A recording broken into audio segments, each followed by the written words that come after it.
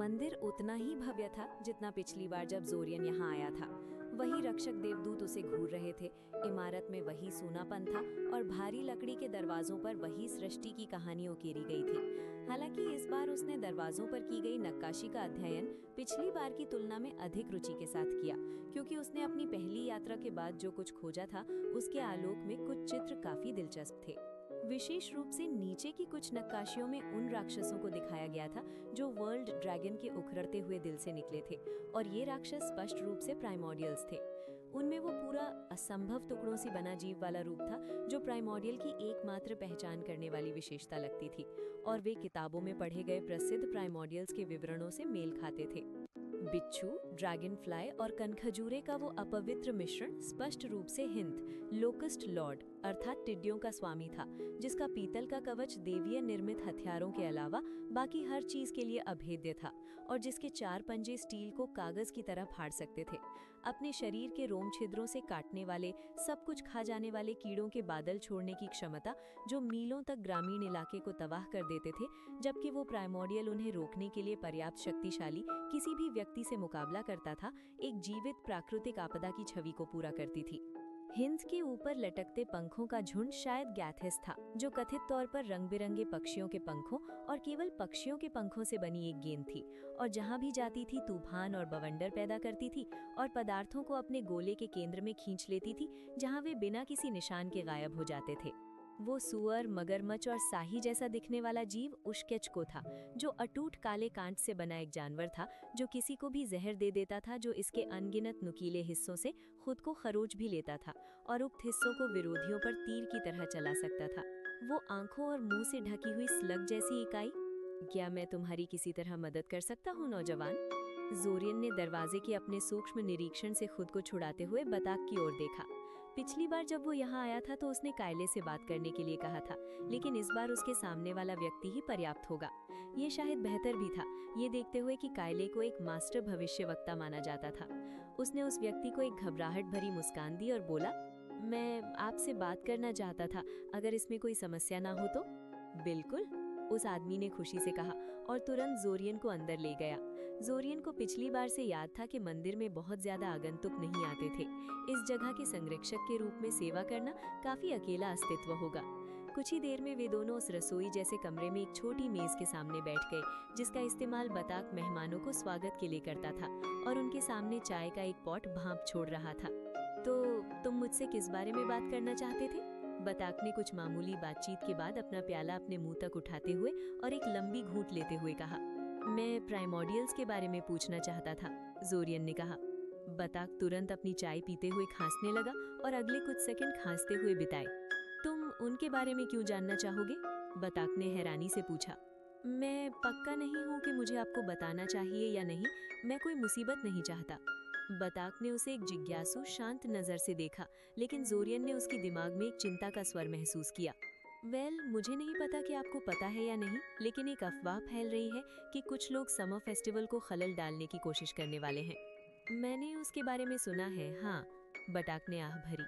खैर, कुछ दिन पहले मैं अपने कुछ दोस्तों के साथ एक क्लाइंट के लिए डंजन के ऊपरी स्तरों में गया था, एक साधारण ढूंढने और वापस लाने वाला काम, लेकिन अंत में हमारा सामना वॉर ट्रोल से भरे एक भूमिगत बेस से हुआ और उस प्रक्रिया में हम लगभग मर ही गए थे। पुलिस अभी इसे बहुत गुप्त रख रही है, लेकिन मुझे पता चला है कि उनकी जांच से ये पता चला है कि वहाँ केवल वही एक बेस नहीं था। किसी ने महीनों इस हमले की तैयारी में बिताए हैं और उनके पास बर्बाद करने के लिए बहुत सारी संपत्ति है। 1 घंटे से अधिक की स्पष्टीकरण और व्याख्या के बाद बताक ने ये स्वीकार कर लिया कि हमला उसकी सोच से कहीं अधिक गंभीर था, और इससे भी महत्वपूर्ण बात ये कि ये सिर्फ एक प्राइमोर्डियल समनिंग यानी प्राइमोर्डियल को बुलाने के प्रयास के लिए एक ध्यान भटकाने की चीज थी। शुक्र है कि जोरियन उसे जो कुछ भी बता रहा था वो पूरी तरह सच था, इसलिए सच्चाई का पता लगाने का जो भी तरीका वो व्यक्ति इस्तेमाल कर रहा था, उसने उसके स्पष्टीकरण को वास्तविक पाया। ये तथ्य कि उस समय के आसपास कायले की भविष्यवाणियों में ब्लैकआउट था, शायद पुजारी की नज़रों में इस दावे को और पुख्ता कर दिया, क्योंकि प्राइमोर्डियल को सफलतापूर्वक बुलाना उसकी भविष्यवाणियों के विफल होने का कारण हो सकता था। यही वास्तव में कारण था कि जोरियन शहर के मुख्य मंदिर के बजाय विशेष रूप से इस मंदिर में आया था। मैं चर्च के उच्च अधिकारियों को सूचित करूंगा, वे इसकी जांच के लिए जांचकर्ताओं की 1-2 टुकड़ियां भेज सकेंगे। खासकर तब जब उनके पास केवल एक अनोनिमस सूचना के बजाय ठोस सबूत हो। क्या तुम्हारे पास लिखित में कुछ है शायद? ये लीजिए। जोरियन ने अपने बैग से दस्तावेजों और नोटबुक का एक ढेर निकालते हुए उन्हें बताक को सौंप दिया। मेरे पास इस हमले के बारे में जो कुछ भी है वो इसमें है। मैंने यथासंभव विस्तृत और व्यवस्थित होने की कोशिश की है। हालांकि मैं वास्तव में पसंद करूंगा कि कहीं भी मेरा नाम ना लिया जाए। बताक ने उस ढेर को गौर से देखा। मैं इसकी गारंटी नहीं दे सकता। अगर जांच के दौरान तुम्हारा नाम सामने आता है। नहीं आएगा, जोरियन ने बीच में ही टोक दिया। खैर, फिर मुझे कोई समस्या नहीं दिखती, बताक ने कंधे उचकाते हुए कहा। अगर तुम उनके गुट से भागे हुए व्यक्ति नहीं हो तो इस समूह के बारे में इतनी जानकारी होना थोड़ा अजीब है। जोरियन ने कुछ नहीं कहा। ठीक है, बताक ने उत्साह के साथ अपना सिर थोड़ा हिलाते हुए कहा, जैसे उसे साफ कर रहा हो। क्या तुम अभी भी प्राइमोर्डियल्स के बारे में सुनने में दिलचस्पी रखते हो या ये सिर्फ मेरा ध्यान खींचने की एक चाल थी? मैं अभी भी दिलचस्पी रखता हूँ, हाँ। मैं वास्तव में उत्सुक हूँ कि उन्हें सिर्फ एक को बुलाने के लिए ये सब ऑर्गेनाइज करने की जरूरत क्यों महसूस हुई। सच कहूँ तो मुझे नहीं लगता कि प्राइमोर्डियल्स के बारे में अधिक जानने से इस संबंध में तुम्हारी जिज्ञासा शांत होगी। लेकिन कोई बात नहीं, मुझे बताओ, तुम पहले से प्राइमोर्डियल्स के बारे में क्या जानते हो? वे प्राचीन काल की किसी प्रकार की शक्तिशाली स्पिरिट हैं, जैसे फे या एलिमेंटल्स, बस उनसे पुराने, अजीब और कहीं अधिक खतरनाक। बताक ने आह भरी। मुझे पता था कि तुम यही कहोगे। भविष्य में जब तुम्हारी आध्यात्मिक दुनिया की किसी पहलू में दिलचस्पी हो तो कृपया जादुई रचनाओं में डूबने से पहले धार्मिक ग्रंथों से परामर्श करें। मुझे पता है कि चर्च बहुत सारी चीजों के बारे में थोड़ा पक्षपाती हो सकता है, लेकिन जब स्पिरिट्स और उनसे जुड़ी हर चीज की बात आती है तो हम वास्तव में अपनी चीजें जानते हैं। जब से देवता मौन हुए हैं, स्पिरिट्स ही एकमात्र चीज है जो हमारे पास बची है, इसलिए हमने उन पर कुछ व्यापक काम किया है और हम इसे ज्यादा छिपाते भी नहीं हैं। जोरियन ने शर्मिंदगी से सिर हिलाया। उसे इस विषय पर धार्मिक ग्रंथों को देखने का विचार कभी नहीं आया था। उसने इसके लिए सिरिन के अपने शहर के पुजारी को दोषी ठहराया, जो एक कट्टर बूढ़ा पाखंडी था, और जब भी उनका सामना होता था वो जोरियन के लिए समस्याएं खड़ी करता था, और परिणाम स्वरूप उसके मन में पूरे चर्च के प्रति कड़वाहट भर गई थी। बताक ने अपने विचारों को इकट्ठा करते हुए कुछ सेकंड तक मेज पर अपनी उंगलियां थपथपाईं। ठीक है, सबसे पहले मैं तुम्हें वास्तविक स्पिरिट्स के बारे में कुछ बताता हूँ। मुझे खेद है अगर ये तुम्हें पहले से ही परिचित है, लेकिन मुझे ये समझाने के लिए इसे सामने रखने की जरूरत है कि प्राइमोर्डियल स्पिरिट्स क्यों नहीं हो सकते। जोरियन ने उसे जारी रखने का इशारा किया। स्पिरिट्स व्यावहारिक दृष्टिकोण से दो मुख्य समूहों में विभाजित हैं, आउटसाइडर स्पिरिट्स और नेटिव स्पिरिट्स। आउटसाइडर स्पिरिट्स अपना ज्यादातर समय अपनी आध्यात्मिक दुनिया में बिताती हैं और हमारी दुनिया में तभी प्रवेश कर सकती हैं जब इस तरफ से कोई उन्हें बुलाए। डीमंस और एंजल्स आउटसाइडर स्पिरिट्स में सबसे प्रसिद्ध हैं। हालांकि सभी डीमंस को एक ही समूह में रखना ज्यादातर इंसानों द्वारा मानवीय सुविधा के लिए किया जाता है। देवताओं के पदानुक्रम के समान कोई डेमोनिक समकक्ष नहीं है, और दो डीमंस के आपस में लड़ने की उतनी ही संभावना है जितनी की सामान्य लक्ष्य पर सहयोग करने की। नेटिव स्पिरिट्स वो स्पिरिट्स हैं जो भौतिक पटल पर डिफॉल्ट से मौजूद होती हैं। तुमने पहले ही एलिमेंटल्स और फे का उल्लेख किया है, जो नेटिव स्पिरिट्स के दो सबसे सामान्य प्रकार हैं। ये संभव है कि नेटिव स्पिरिट्स कभी आउटसाइडर स्पिरिट्स थीं, जो धीरे धीरे भौतिक दुनिया के जीवन के अनुकूल हो गईं, क्योंकि वे उस मुख्य विशेषता को साझा करती हैं जो सभी स्पिरिट्स में होती है, अर्थात उनके पास इंसानों और जानवरों जैसे शरीर नहीं होते। वे निराकार स्पिरिट्स हैं, जिन्हें खुद को समाहित करने और अपने आसपास की दुनिया के साथ बातचीत करने के लिए किसी प्रकार के पात्र की आवश्यकता होती है। तो स्पिरिट समाप्तिकारी इकाइयां हैं, जैसे लिच या दूसरों के शरीर पर कब्जा करने वाले। हाँ, बिल्कुल वैसा ही, बताक माना। और वास्तव में कुछ स्पिरिट्स वास्तव में शरीर छीनने वाली होती हैं और इंसानों और जानवरों के शरीर में रहना पसंद करती हैं। और ये संभव है कि लिच में परिवर्तन की प्रक्रिया स्पिरिट्स और उनके पात्रों के साथ बातचीत करने के तरीके का अध्ययन करके विकसित की गई है। खैर, प्राइमोर्डियल्स के शरीर होते हैं, वास्तविक मांस और खून के शरीर। ज्यादातर लोग, यहाँ तक कि जादूगर भी, उनके अजीब रूपों और क्षति के प्रति महान प्रतिरोध के कारण उन्हें स्पिरिट मानते हैं, लेकिन वास्तव में उनमें आध्यात्मिक इकाइयों की तुलना में ड्रैगन्स और अन्य मैजिकल प्राणियों के साथ अधिक समानताएं हैं। स्पिरिट्स अजीब हैं क्योंकि उनके शरीर आमतौर पर जस्ट एक्टोप्लाज्मिक शेल्स होते हैं, जिन्हें वे जिस भी अप्राकृतिक रूप में चाहे मोड़ सकते हैं। प्राइमोर्डियल्स भौतिक दुनिया के प्राणी हैं, बिल्कुल आपकी और मेरी तरह। लेकिन रुकिए, यदि प्राइमोर्डियल स्पिरिट्स नहीं है बल्कि किसी प्रकार के अजीब मैजिकल प्राणी हैं, तो आक्रमणकारी उन्हें समन करने की योजना कैसे बना रहे हैं? वे उन्हें समन नहीं कर रहे, जोरियन ने कहा। जब तुम बात कर रहे थे तब मैं तुम्हें टोकना नहीं चाहता था, लेकिन तुमने यहाँ लगभग निश्चित रूप से कुछ गलत समझा है। प्राइमोर्डियल्स को समन नहीं किया जा सकता क्योंकि वे पहले से ही यहाँ नीचे हमारे साथ हैं, बंधे हुए, सोने के लिए मजबूर और बंद किए गए, लेकिन फिर भी हमारे साथ। जो उन्हें किया जा सकता है वे उन्हें आजाद करना है। जोरियन ने अपनी रीढ़ की हड्डी में सिहरन महसूस की। उसे एहसास हुआ कि वो प्राइमोर्डियल गायब नहीं होगा। इबासन आक्रमणकारियों को लगा कि वे अपने दुश्मनों को कुचलने के लिए एक शानदार राक्षस को बुला रहे हैं, लेकिन वो चीज कभी भी अपने आप अपने होम प्लेन पर वापस नहीं जाने वाली थी। उसका अपना कोई घर ही नहीं था। उन्हें सील क्यों किया गया था? उन्हें जस्ट मार क्यों नहीं दिया गया? प्राइमोर्डियल्स वैसे नहीं मरते जैसे ज्यादातर चीजें मरती हैं, बटक ने कहा। वे एक अवशेष है, उस युग की निशानी जब दुनिया अभी नई थी और वर्ल्ड ड्रैगन को हमारी दुनिया के केंद्र में अभी अभी बांधा गया था। वे उसकी असली संतानें हैं, उसके गुस्से और नफरत की शुद्धतम अभिव्यक्ति, और उन्होंने अपनी मौत में भी मानवता और देवताओं पर प्रहार करने के रास्ते खोज लिए हैं। वे अपनी मरणासन अवस्था में छोटे कमजोर प्राइमोर्डियल्स पैदा करते हैं और अक्सर उस क्षेत्र पर भ्रष्ट करने वाले प्रभाव डालते हैं, यहाँ तक कि देवताओं को भी उनमें से एक के मरने के बाद के हालातों से निपटना मुश्किल लगा। इसलिए उन्होंने अंततः उन सभी को सीमित कर दिया और उन्हें धरती के दूर दराज के कोनों में फंसा दिया। और हमलावरों का मानना है कि उनमें से एक सायोरिया में है, जोरियन ने कहा। जाहिर तौर पर, बटक ने कहा, मुझे व्यक्तिगत रूप से नहीं पता होगा। जीवित स्मृति में किसी ने भी इन जेलों को नहीं देखा है और लिखित रिकॉर्ड उनके स्थानों के बारे में जानबूझकर अस्पष्ट हैं।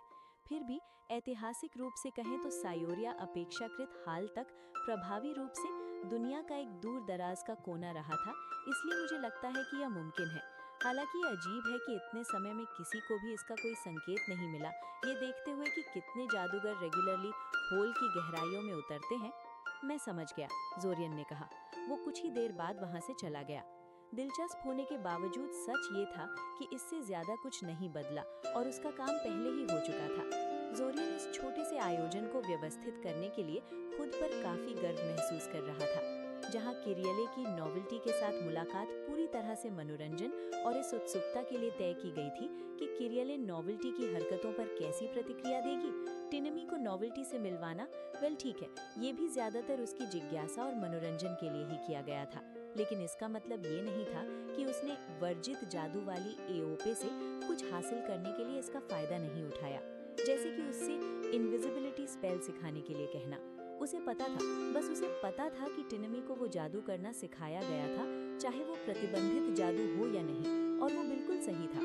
तो अब उसने आखिरकार अपनी उन मंत्रों की सूची पूरी कर ली थी और इसके लिए उसे बस वो काम करने का वादा करना पड़ा जो करने का उसका इरादा वैसे ही मुफ्त में था। और सोने पर सुहागा, नॉवेल्टी उससे मिलने के लिए 2 नए इंसानों को लाने के वादे की वजह से उसे पसंद करने लगी थी।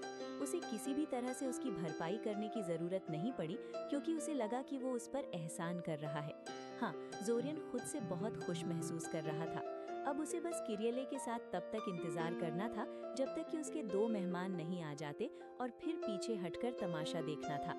नॉवेल्टी पहले आएगी और शुरुआत में किरियले से मिलेगी क्योंकि वो मुलाकात छोटी और अनौपचारिक होने वाली थी, और फिर वो टिनमी का स्वागत करने के लिए वहीं रुकेगी जब उसकी सहपाठी अंततः इमाया के घर आएगी।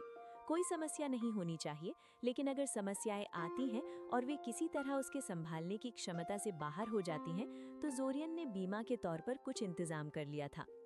तो अरानिया लगभग कुत्ते के आकार की होती हैं? किरियले ने पूछा।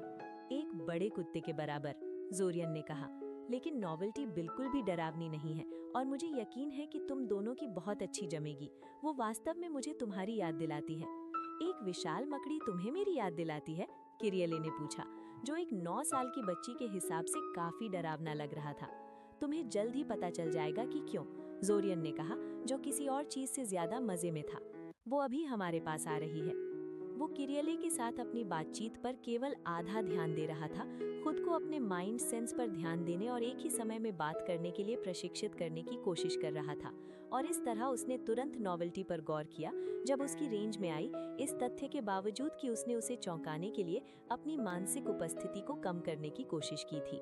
उसने तुरंत उस पर एक टेलीपैथिक अटैक किया और उसने भी अचानक अपनी मानसिक लड़ाई के पक्ष में छिपने की अपनी कोशिश छोड़ दी, जिसके नतीजे में जोरियन को जल्द ही उसके दिमाग से बाहर निकाल दिया गया। अपने खराब प्रदर्शन के बावजूद जोरियन खुश था। वो कुछ दिनों से इस तरह के अभिवादन कर रहा था जब से उसे एहसास हुआ कि नोवेल्टी इस तरह की टेलीपैथिक मजेदार लड़ाइयों को शत्रुतापूर्ण नहीं मानती थी और उसकी शुरुआती कोशिशों की तुलना में ये बिल्कुल अद्भुत था। ये काफी मजेदार था कि कैसे नोवेल्टी ने मातृका के आदेशों के कारण वास्तव में उसे टेलीपैथिक कॉम्बैट सिखाने से इनकार कर दिया था, लेकिन उसे इस तरह अभ्यास करने में मदद करने में कोई समस्या नहीं थी। वास्तव में उसकी पहली कुछ कोशिशों के बाद वो कभी-कभी खुद इस तरह की अचानक टेलीपैथिक कॉम्बैट शुरू कर देती या आज की तरह उसका पीछा करने और उसे चौंकाने की कोशिश करती। उसे लगा कि वो इसे पढ़ाना नहीं समझती। जहाँ तक उसका सवाल था, ये बस एक खेल था। अगर उसने उसे कभी ऐसा सोचते हुए पकड़ लिया तो वो उससे काफी नाराज होती, लेकिन वो वास्तव में अभी भी कई मामलों में बच्ची ही थी। ये कल से जरा भी बेहतर नहीं था, नोवेल्टी ने शिकायत की। जाहिर तौर पर वो उसके आशावादी आत्म मूल्यांकन से सहमत नहीं थी। इसीलिए मुझे लगता है कि हमें तुम्हें सिखाने के लिए मेरे आइडिया के साथ जाना चाहिए था। यह हमारे अब तक के पाठों से 10 लाख गुना तेज होता। तुम मुझे अपनी किसी हैचरी में बंद नहीं कर रही हो, जोरियन ने उसे बताया। लेकिन तुम एक हफ्ते के भीतर टेलीपैथिक कॉम्बैट के मास्टर बन जाते, नोवेल्टी ने विरोध किया। वल ठीक है, कम से कम इंसानी मानकों के हिसाब से। नहीं, जोरियन ने कहा। अचानक उसे एहसास हुआ कि किरियले उसकी शर्ट खींच रही है। क्या बात है किरी? उसने कहा। तुम कहीं खो गए थे। मैं बस नोवेल्टी से बात कर रहा था, उसने कहा। उसने उसे अजीब तरह से देखा। मेरा मतलब है टेलीपैथिकली, उसने कहा। ओह, उसे एहसास हुआ तो उसकी आंखें फैल गईं। मुझे बहुत जलन हो रही है कि तुम ऐसा कर सकते हो। काश मैं भी लोगों से बिना दूसरों के सुने बात कर पाती। माँ के पास ये बहुत मददगार होता। क्या मुझे नहीं पता, जोरियन ने आह भरी। अगर मैं इसे पहले कर पाता तो बहुत सी चीजें आसान हो जाती। हालांकि शायद ये एक वरदान था। सिरिन के बहुत से लोग घबरा जाते अगर उन्हें अपने सिर में आवाजें सुनाई देने लगती, और मैड गिल्ड के द्वारा माइंड मैजिक के दुरुपयोग की सजा बहुत कठोर है। खैर जो भी हो, चलो मैं तुम्हें नोवेल्टी से मिलवाता हूँ। नोवेल्टी की तारीफ करनी होगी कि वो तुरंत किरियले के पास नहीं छपटी और उस पर रेंगना शुरू नहीं किया। किरियले की भी तारीफ करनी होगी कि वो कमरे में एक विशाल काली मकड़ी को कूदते हुए देखकर डर के मारे तुरंत चिल्लाई नहीं और उसके पीछे छिपने की कोशिश नहीं की। इसके बजाय उन दोनों ने एक दूसरे का डट कर सामना किया, एक दूसरे से काफी दूरी पर खड़े होकर और सावधानी से एक दूसरे का निरीक्षण किया। एक छोटा इंसान, नोवेल्टी ने टेलीपैथिकली चिल्लाया, जिससे वो खामोशी टूट गई। ग्रेट वेब, वो तुमसे बहुत छोटी है। क्या वो अभी तक बात भी कर सकती है? क्या? उसने विरोध किया। बेशक मैं बात कर सकती हूँ। मैंने पिछले साल पढ़ना और गिनना भी सीखा है। तुम्हें क्या लगता है मैं क्या हूँ, एक बच्ची? ओह, तुम बात कर सकती हो। ये बहुत बढ़िया है, बहुत बढ़िया। मुझे वास्तव में डर था कि तुम एक बच्ची हो। नोवेल्टी ने अकील स्वीकार किया, किरियले को इधर उधर भागते हुए, उसे अलग अलग कोणों से देखते हुए। ऐसा नहीं है कि बच्चा होने में कोई बुराई है, लेकिन मुझे बहुत लंबे समय तक बेबी सिटर के काम पर लगाया गया था और कुछ समय के बाद ये बहुत बोरिंग हो जाता है, पता है। वे सभी बहुत जरूरतमंद और पकड़ने वाले होते हैं और वे कभी भी कुछ दिलचस्प नहीं जानते। हाँ, किरियले ने कहा। उसने जोरियन को एक शक भरी नजर दी, लेकिन वो अपनी अलौकिक इच्छा शक्ति के माध्यम से अपने चेहरे को भावहीन बनाए हुए था। जैसे ही उसने अपना ध्यान वापस नोवेल्टी पर लगाया, उसके होंठ बस एक बार मुस्कुराए। मुझे लगता है कि मैं उसे समझ सकती हूँ, लेकिन मैं अब निश्चित रूप से बच्ची नहीं हूँ। मैं 9 साल की हूँ और वो बहुत होता है। वाओ, ये वाकई बहुत है, नोवेल्टी अग्री की। तुम मुझसे केवल 1 साल छोटी हो, तो फिर तुम्हारा भाई तुमसे इतना बड़ा कैसे है? वो मुझसे बड़ा है, किरियले ने ट्राई किया। रुको, अगर तुम 10 साल की हो तो क्या तुम मेरी तरह सिर्फ एक बच्ची नहीं हो? बिल्कुल नहीं, नोवेल्टी ने विरोध किया। मैं पिछले साल परिपक्वता समारोह से गुजरी थी, इसलिए मैं कुनबे की एक पूरी तरह से वयस्क हूँ और कोई भी इसके विपरीत कुछ नहीं कह सकता। जोरियन ने देखा कि कैसे नोवेल्टी और किरियले के बीच संस्कृतियों का एक छोटा सा टकराव हुआ और वे धीरे धीरे एक तरह की समझ पर पहुंचे। वे दोनों अपने आसपास के लोगों द्वारा गंभीरता से ना लिए जाने की शिकायत कर रहे थे। ये एक रहस्य था, क्यों नहीं, सच में, और अपनी अपनी प्रजातियों के बारे में कुछ जानकारी साझा की। जोरियन ने वास्तव में अरानिया के बारे में कुछ नई चीजें सीखी जिन्हें पूछने के बारे में उसने कभी सोचा ही नहीं था। जाहिर तौर पर अरानिया का जीवन काल इंसानों की तुलना में बहुत कम था, जिसमें 55 वर्ष की आयु को बहुत पुराना माना जाता था। उसे पहले से पता था कि वे जाले बुन सकती हैं, लेकिन जाहिर तौर पर जाले शिकार करने के लिए बिल्कुल नहीं थे और इसके बजाय दीवारें, पुल इत्यादि बनाने के लिए विशेष रूप से निर्माण सामग्री के रूप में उपयोग किए जाते थे। उसने ये भी सोचा था कि वे स्वभाव से पूरी तरह से भूमिगत थी और केवल सायोरिया का कुनबा ही सतह के साथ इतना भारी संपर्क रखता था। लेकिन पता चला कि वे सभी सतह पर शिकार करना पसंद करती थी और केवल अपनी बस्तियां बनाने के लिए डंजन का उपयोग करती थी। अंततः नोवेल्टी ने अपनी किस्मत आजमाने का फैसला किया और किरियले के पास पहुंची, जिसके नतीजे में उसकी बहादुर लिटिल बहन तुरंत पीछे हट गई और मुलाकात को बीच में ही खत्म कर दिया। ऐसा नहीं था कि जोरियन इस घटना के क्रम से बहुत हैरान था। अगर कुछ था तो ये उसकी सोच से कहीं बेहतर रहा। लानत है, किरियले ने यहाँ तक संकेत दिया कि वो भविष्य में एक और मुलाकात के विचार के खिलाफ नहीं होगी। ओह, नोवेल्टी मुरझा गई, उस सोफे पर दयनीय रूप से झुक गई जिस पर वो अभी बैठी थी। मैंने उसे डरा कर भगा दिया, जोरियन ने संकेत किया। उसने कहा कि तुम कुछ दिनों में उससे फिर मिल सकती हो, नोवेल्टी ने टेलीपैथिकली मुंह भुलाते हुए कहा। लेकिन मैं कुछ और बात करना चाहती थी। बस उसे पूरी बात समझने के लिए थोड़ा समय दो और अगली बार उसे गले लगाने की कोशिश मत करना। लेकिन इंसान गले मिलना पसंद करते हैं। मैंने तुम्हारी एक किताब में ऐसा ही पढ़ा था, नोबेलिटी ने विरोध किया। जोरियान ने उसे समझाने के बारे में सोचा कि इंसानों में ये हमेशा सच नहीं होता। उसके माता पिता कभी भी अपने किसी भी बच्चे के साथ शारीरिक संपर्क के शौकीन नहीं थे और उसे याद नहीं था कि आखिरी बार उसे किरियले के अलावा किसी ने गले लगाया था। खुद उसे भी गले मिलने का कोई खास शौक नहीं था। उसने उसे ये न बताने का फैसला किया। मुझे डर है कि अरानिया के पास वो सब नहीं है जो एक सही हक देने के लिए चाहिए, जोरियान ने समझदारी से सिर हिलाते हुए कहा। दुखद है पर सच है। क्या हम वाकई तुम इंसानों को इतने बदसूरत लगते हैं? डरावने, जोरियान ने सुधार किया। वो शब्द जो तुम ढूंढ रही हो वो डरावना है। तुम्हें शायद इतना समय प्यार से ये बताने में नहीं बिताना चाहिए था कि तुम्हारे नुकीले दांत कैसे हड्डियों और सख्त चमड़े को आसानी से चीर सकते हैं, या तुम कैसे अपने शिकार की गर्दन में वे दांत गड़ाकर उनकी रीढ़ की हड्डी को अलग करके उन्हें मार देती हो। लेकिन बिल्लियां भी तो वही करती हैं और बिल्लियां प्यारी होती हैं, तुमने खुद ऐसा समझाया था। और फिर तुमने बीच में टोकते हुए कहा कि बिल्लियां स्वादिष्ट होती हैं, जिससे तुम्हें कम डरावना दिखाने की मेरी कोशिश पूरी तरह बेकार हो गई, जोरियान ने गौर किया। नोवेलिटी ने उसे चिढ़ के साथ एक अजीब सा मानसिक संदेश भेजा। जोरियान ने बस कंधे उचकाए और अपनी किताब पढ़ने लगा जब वे टिनामी के आने का इंतजार कर रहे थे। ओह मेरी देवी, टिनामी ने नोवेलिटी को ऐसे देखते हुए कहा जैसे वो अब तक की सबसे बेहतरीन चीज हो। ये बहुत सुंदर है।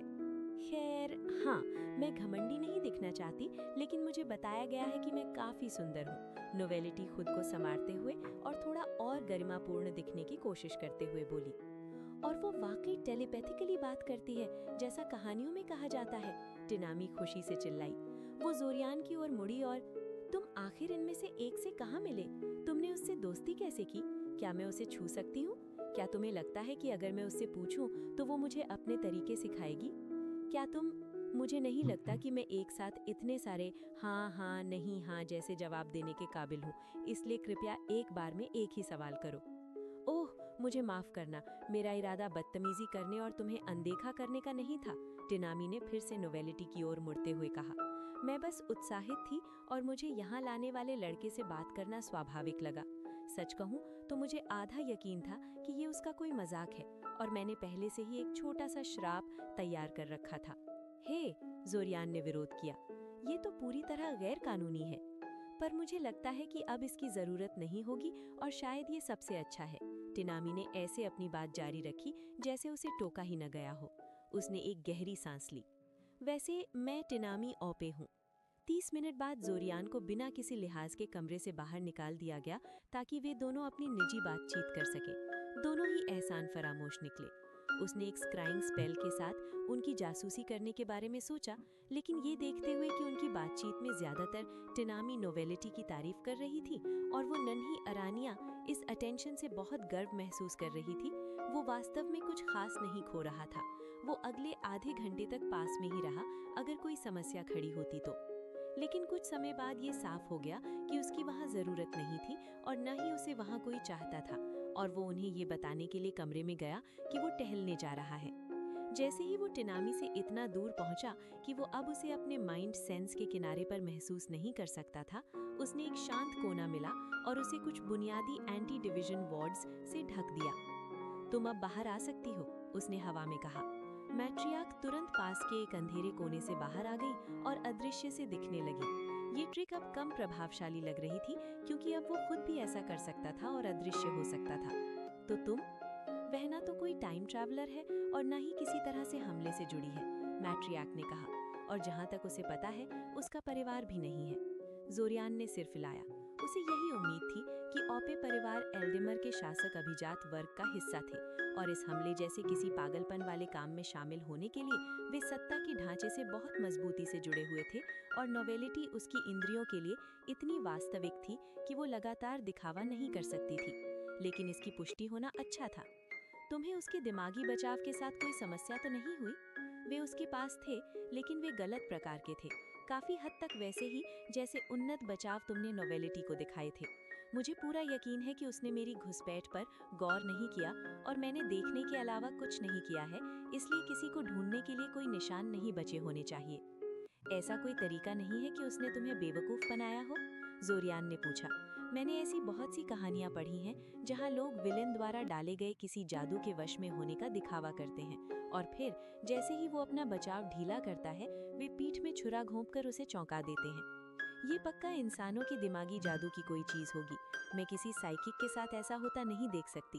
खैर, जब तक कि लक्ष्य ने अपने असली दिमाग के ऊपर एक नकली दिमाग न बना लिया हो और हमलावर को ये सोचने के लिए बेवकूफ न कर दिया हो कि वही उसका असली दिमाग है। लेकिन ऐसा लगभग कभी नहीं होता।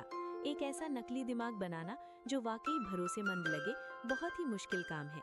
जोरियान ने अपनी पलकें झपकाईं। उसे ये भी नहीं पता था कि नकली दिमाग बनाना मुमकिन है। खैर, माफ करना मैंने तुम्हें इस बात को लेकर परेशान किया। बकवास, ये एक वाजिब शक था और मैंने उसके दिमाग को खंगालकर वास्तव में कई उपयोगी जानकारियां पाई हैं।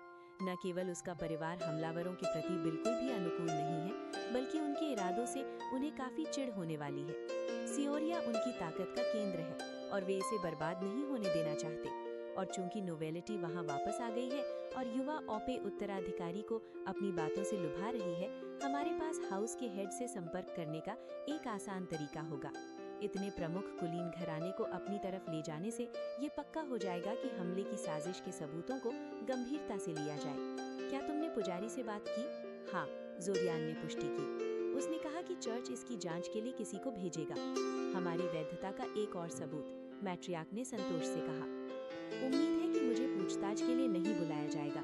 मुझे नहीं लगता कि मेरे आधे सच और बातें छुपाना प्रोफेशनल जांचकर्ताओं के सामने टिक पाएंगे। मेरा जाल किसी भी चल रही जांच को तुम्हारी दूसरी ओर मोड़ने की कोशिश कर रहा है, इसलिए ये कोई बड़ी समस्या नहीं होनी चाहिए। हमने पहले ही cult of the dragon below के 3 अलग-अलग जांच समूहों पर घात लगाकर उन्हें मार दिया है और हम चतुराई से आधिकारिक सियोरियन जांचों को अपनी ओर मोड़ रहे हैं। अपनी ओर? जोरियान ने हैरानी से पूछा। ये तय किया गया है कि इस रीस्टार्ट को एक टेस्टिंग रन में बदल दिया जाए। जैसा कि मैंने तुम्हें पहले बताया था, मेरे जाल का लक्ष्य अंत में खुद को पूरे शहर के सामने प्रकट करना और वैध नागरिकों के रूप में आबादी में शामिल होना है। हालांकि अभी हम इस रीस्टार्ट में जो हासिल करने की कोशिश कर रहे हैं, उसके लिए पूरी तरह से खुलासा करना बहुत बाधा डालने वाला होगा। हमने इस रीस्टार्ट के दौरान सियोरिया के कई प्रमुख लोगों के सामने खुद को प्रकट करने का फैसला किया है, ताकि हमले की प्रतिक्रिया को बेहतर ढंग से समन्वित किया जा सके और उनकी प्रतिक्रिया को भी परखा जा सके। और जोरियान ने ईमानदारी से उत्सुकता से पूछा। ये एक मिलीजुली प्रतिक्रिया है और ये तथ्य कि हम आने वाले हमले की खबर ला रहे हैं, लोगों को शांत करने में मदद नहीं करता है। हमने कई गुप्त बैठकों के बारे में सुना है जिनमें हमसे शत्रुतापूर्ण तरीके से निपटने के बारे में चर्चा की गई। शुक्र है कि उन्होंने इस निष्कर्ष के साथ कि उन्हें कुछ भी करने से पहले समर फेस्टिवल के खत्म होने का इंतजार करना चाहिए, लेकिन कुछ ऐसी बैठकें भी हुई हैं जिनमें हमारी उपस्थिति से लाभ उठाने के बारे में चर्चा की गई है, जिससे तुम्हें कोई समस्या नहीं है, जोरियान ने अंदाजा लगाया। सोने के अंडे देने वाली मुर्गी को कोई नहीं मारना चाहता, तुम्हारी प्रजाति का बुरा न लगे, लेकिन मुझे तुम्हारी करुणा से ज्यादा तुम्हारे लालच पर ज्यादा भरोसा है। वैसे मैंने जैक से उस मुद्दे पर बात की है जिसके बारे में तुम बात करना चाहते थे। तुम सही थे, उसे किसी भी वजह से किसी भी रीस्टार्ट के बीच में ही खत्म होने की बात याद नहीं आती है। तुम्हारे मरने से टाइम लूप रीसेट नहीं होता लगता है। मुझे पता था अगर हर बार मेरे मरने पर रीसेट होता तो जैक को भी एहसास हो जाता कि कुछ गड़बड़ है। ये इस बात का एक और सबूत है कि जैक इस लूप का अंगर है। जोरियान ने एक समय इस विचार के साथ खेला था कि टाइम लूप के पीछे वास्तव में कोई दिमाग है, शायद कोई देवता जिसने मौन तोड़ने का फैसला किया हो, या किसी प्रकार की बहुत शक्तिशाली आत्मा। हालांकि बहुत से छोटे छोटे तरीके थे जिनसे ये स्थिति इस विचार के साथ बेहतर मेल खाती थी कि टाइम लूप किसी प्रकार का जादू है, और कोई भी बात उतनी स्पष्ट नहीं थी जितना ये जादू टाइम ट्रैवलर की पहचान के साथ कर रहा था। स्पष्ट रूप से किसी स्तर पर ये जादू जानता था कि ये जैक ही था जो टाइम लूप का अंगर था, और बाकी सब बस साथ चलने वाले थे। हालांकि साथ ही ये इतनी आसानी से उलझाया भी जा सकता था आत्माओं के थोड़े मेल मिलाप से कि लूप की जागरूकता में कई लोगों को शामिल किया जा सकता है। ये एक बुद्धिमानी दिमाग द्वारा निर्णय लेने के बजाय एक नासमझ जादू के कार्य जैसा लग रहा था, जो एक दूसरे के विरोधी निर्देशों के बीच सामंजस्य बैठाने की कोशिश कर रहा था। मुसीबत ये थी कि एक जादू का मतलब एक इंसान जादूगर है, और एक इंसान जादूगर को एक बार समय पीछे ले जाने के काबिल नहीं होना चाहिए। बार बार करने की बात तो दूर की थी। अगर हम तीसरे टाइम ट्रैवलर को खुद को उजागर करने के लिए उकसाने में कामयाब हो गए तो टाइम लूप के बारे में ज्यादातर सवालों के जवाब आसानी से मिल जाने चाहिए। मैट्रियार्क ने गौर किया। मुझे शक है कि वे टाइम लूप क्या है और ये कैसे काम करता है जानते हैं। हाँ, जोरियान ने सहमति जताई। चलो उम्मीद करते हैं कि ऐसा ही हो। दिन बीतते गए। जब जोरियन अपनी कई सारी जिम्मेदारियों में बिजी नहीं होता था, वो फ्यूचर में कभी एक साथ इतने सारे काम करने की कोशिश नहीं करेगा। तो वो तीसरे टाइम ट्रैवलर के एम्बुश के लिए जरूरी अलग अलग ट्रैप्स और आइटम्स बनाने और शहर से क्रेनियम रैट्स को बाहर निकालने में अरेनिया की मदद करने के बीच फेरबदल करता रहता था। एम्बुश साइट को चुनना और उसे तैयार करना आखिरकार ज्यादातर जोरियन के कंधों पर ही आ गया था। अरेनिया को ट्रैप्स और एम्बुशेस बनाना आता था, जाहिर है, लेकिन उनमें से ज्यादातर लीथल फोर्स या माइंड मैजिक हमलों पर आधारित थे। ये देखते हुए कि तीसरा टाइम ट्रैवलर लगभग पक्का ही अरेनियन माइंड मैजिक को काटना जानता है और वे उसे जिंदा चाहते थे, उनकी जरूरतों के लिए उसमें से बहुत कम चीजें काम की थीं। इसलिए ये जोरियन पर आ गया कि वो कुछ ऐसा डिजाइन करे जो उनके टारगेट को रोक सके और बेकार कर सके, या कम से कम उनका ध्यान भटका सके, जब तक ये अरेनिया उनके मेंटल डिफेंसेस को हटा ना दे और अपना काम ना कर ले। केल ने रोकने के मकसद से बनाए गए ताकतवर एल्केमिकल सेडेटिव्स का मिक्सचर बनाने में जोरियन की मदद की, और मैट्रियार्क ने उसके असिस्टेंट के रूप में काम किया, क्योंकि वो स्ट्रक्चर्ड मैजिक के मामले में सबसे काबिल अरेनिया थी और उसे सेटलमेंट के लोकल मैना फ्लो के बारे में बहुत कुछ पता था। वही अपने साथी अरेनिया के साथ असली एम्बुश को नीड करने वाली थी, इसलिए उसे इस बात की बहुत अच्छी जानकारी होनी चाहिए थी कि ट्रैप कैसे काम करने वाला है। आखिरकार जोरियन ने एक 3 हिस्सों वाले ट्रैप का फैसला किया, जिसे अरेनिया सेटलमेंट के बीच में सेट किया गया था। पहला हिस्सा जमीन पर एक अनोखा असर था जो पत्थर को थोड़े समय के लिए लिक्विड बना देता था। वो असर बस एक पल के लिए चालू होता था, और जैसे ही टारगेट पत्थर की जमीन में अपने घुटनों तक धंस जाता, वो तुरंत बंद हो जाता और पत्थर को वापस अपनी पुरानी ठोस हालत यानी सॉलिड स्टेट में बदल देता। जहाँ तक जोरियन बता सकता था, एक बार असर खत्म होने के बाद किसी मेज के लिए पत्थर से खुद को बाहर निकालने का कोई आसान तरीका नहीं था। उस स्पेल को वैसे ही खत्म नहीं किया जा सकता जैसे फायरबॉल से जली हुई किताब की राख को वापस उसकी पुरानी चमकती हालत में नहीं लाया जा सकता, और पत्थर को धमाके से उड़ाने की कोशिश करने पर जादू करने वाले के पैरों के भी उसके साथ उड़ने का खतरा था। बाहर निकलने का इकलौता सुविधाजनक तरीका फेज करना या टेलीपोर्ट होकर बाहर निकलना था। इसीलिए ट्रैप का दूसरा हिस्सा एक डायमेंशनल लॉक था जो ज्यादातर डायमेंशनल चालाकियों को बंद कर देता। अंत में आखिरी हिस्से में लड़ाई वाले इलाके को उस धुएं से भर देना शामिल था जिसमें केल की मदद से जोरियन द्वारा बनाए गए ताकतवर सेडेटिव्स मिले हुए थे। ये थोड़ा सिंपल था, लेकिन जोरियन ने पढ़ा था कि सबसे अच्छे प्लान हमेशा सिंपल ही होते हैं। फिर भी सावधानी के लिए उसने कई दूसरी अरेनियन गुफाओं में बैकअप ट्रैप्स बनाए थे। हालांकि ये बहुत कम पेचीदा थे और बस धमाकों तक ही सीमित थे, बहुत सारे धमाके। इसके अलावा जोरियन ने एम्बुश में शामिल होने वाले अरेनिया के लिए बहुत सारे लड़ाई के सामान बनाए थे, शील्डिंग डिस्क्स जिन्हें वे अपनी शरीर पर बांध सकते थे ताकि कुछ कमजोर हमले वाले स्पेल्स को झेल सके, पत्थर के क्यूब्स और एल्केमिकल वायल्स जो चालू होने पर अलग अलग तरह के असर पैदा करते थे, और खुद के लिए और कुछ किराए के जादूगरों यानी मर्सनरी मेजेस के लिए कुछ सामान जिन्हें मेट्रियाक ने एम्बुश के दौरान अतिरिक्त ताकत के तौर पर चुपके से काम पर रखा था। जाहिर है एक आइडियल स्थिति में जोरियन को किसी से भी लड़ना नहीं पड़ता और उसने खुद के लिए जो सामान बनाया था वो बस समय की बर्बादी थी। लेकिन सच में एक आइडियल स्थिति की क्या संभावना है?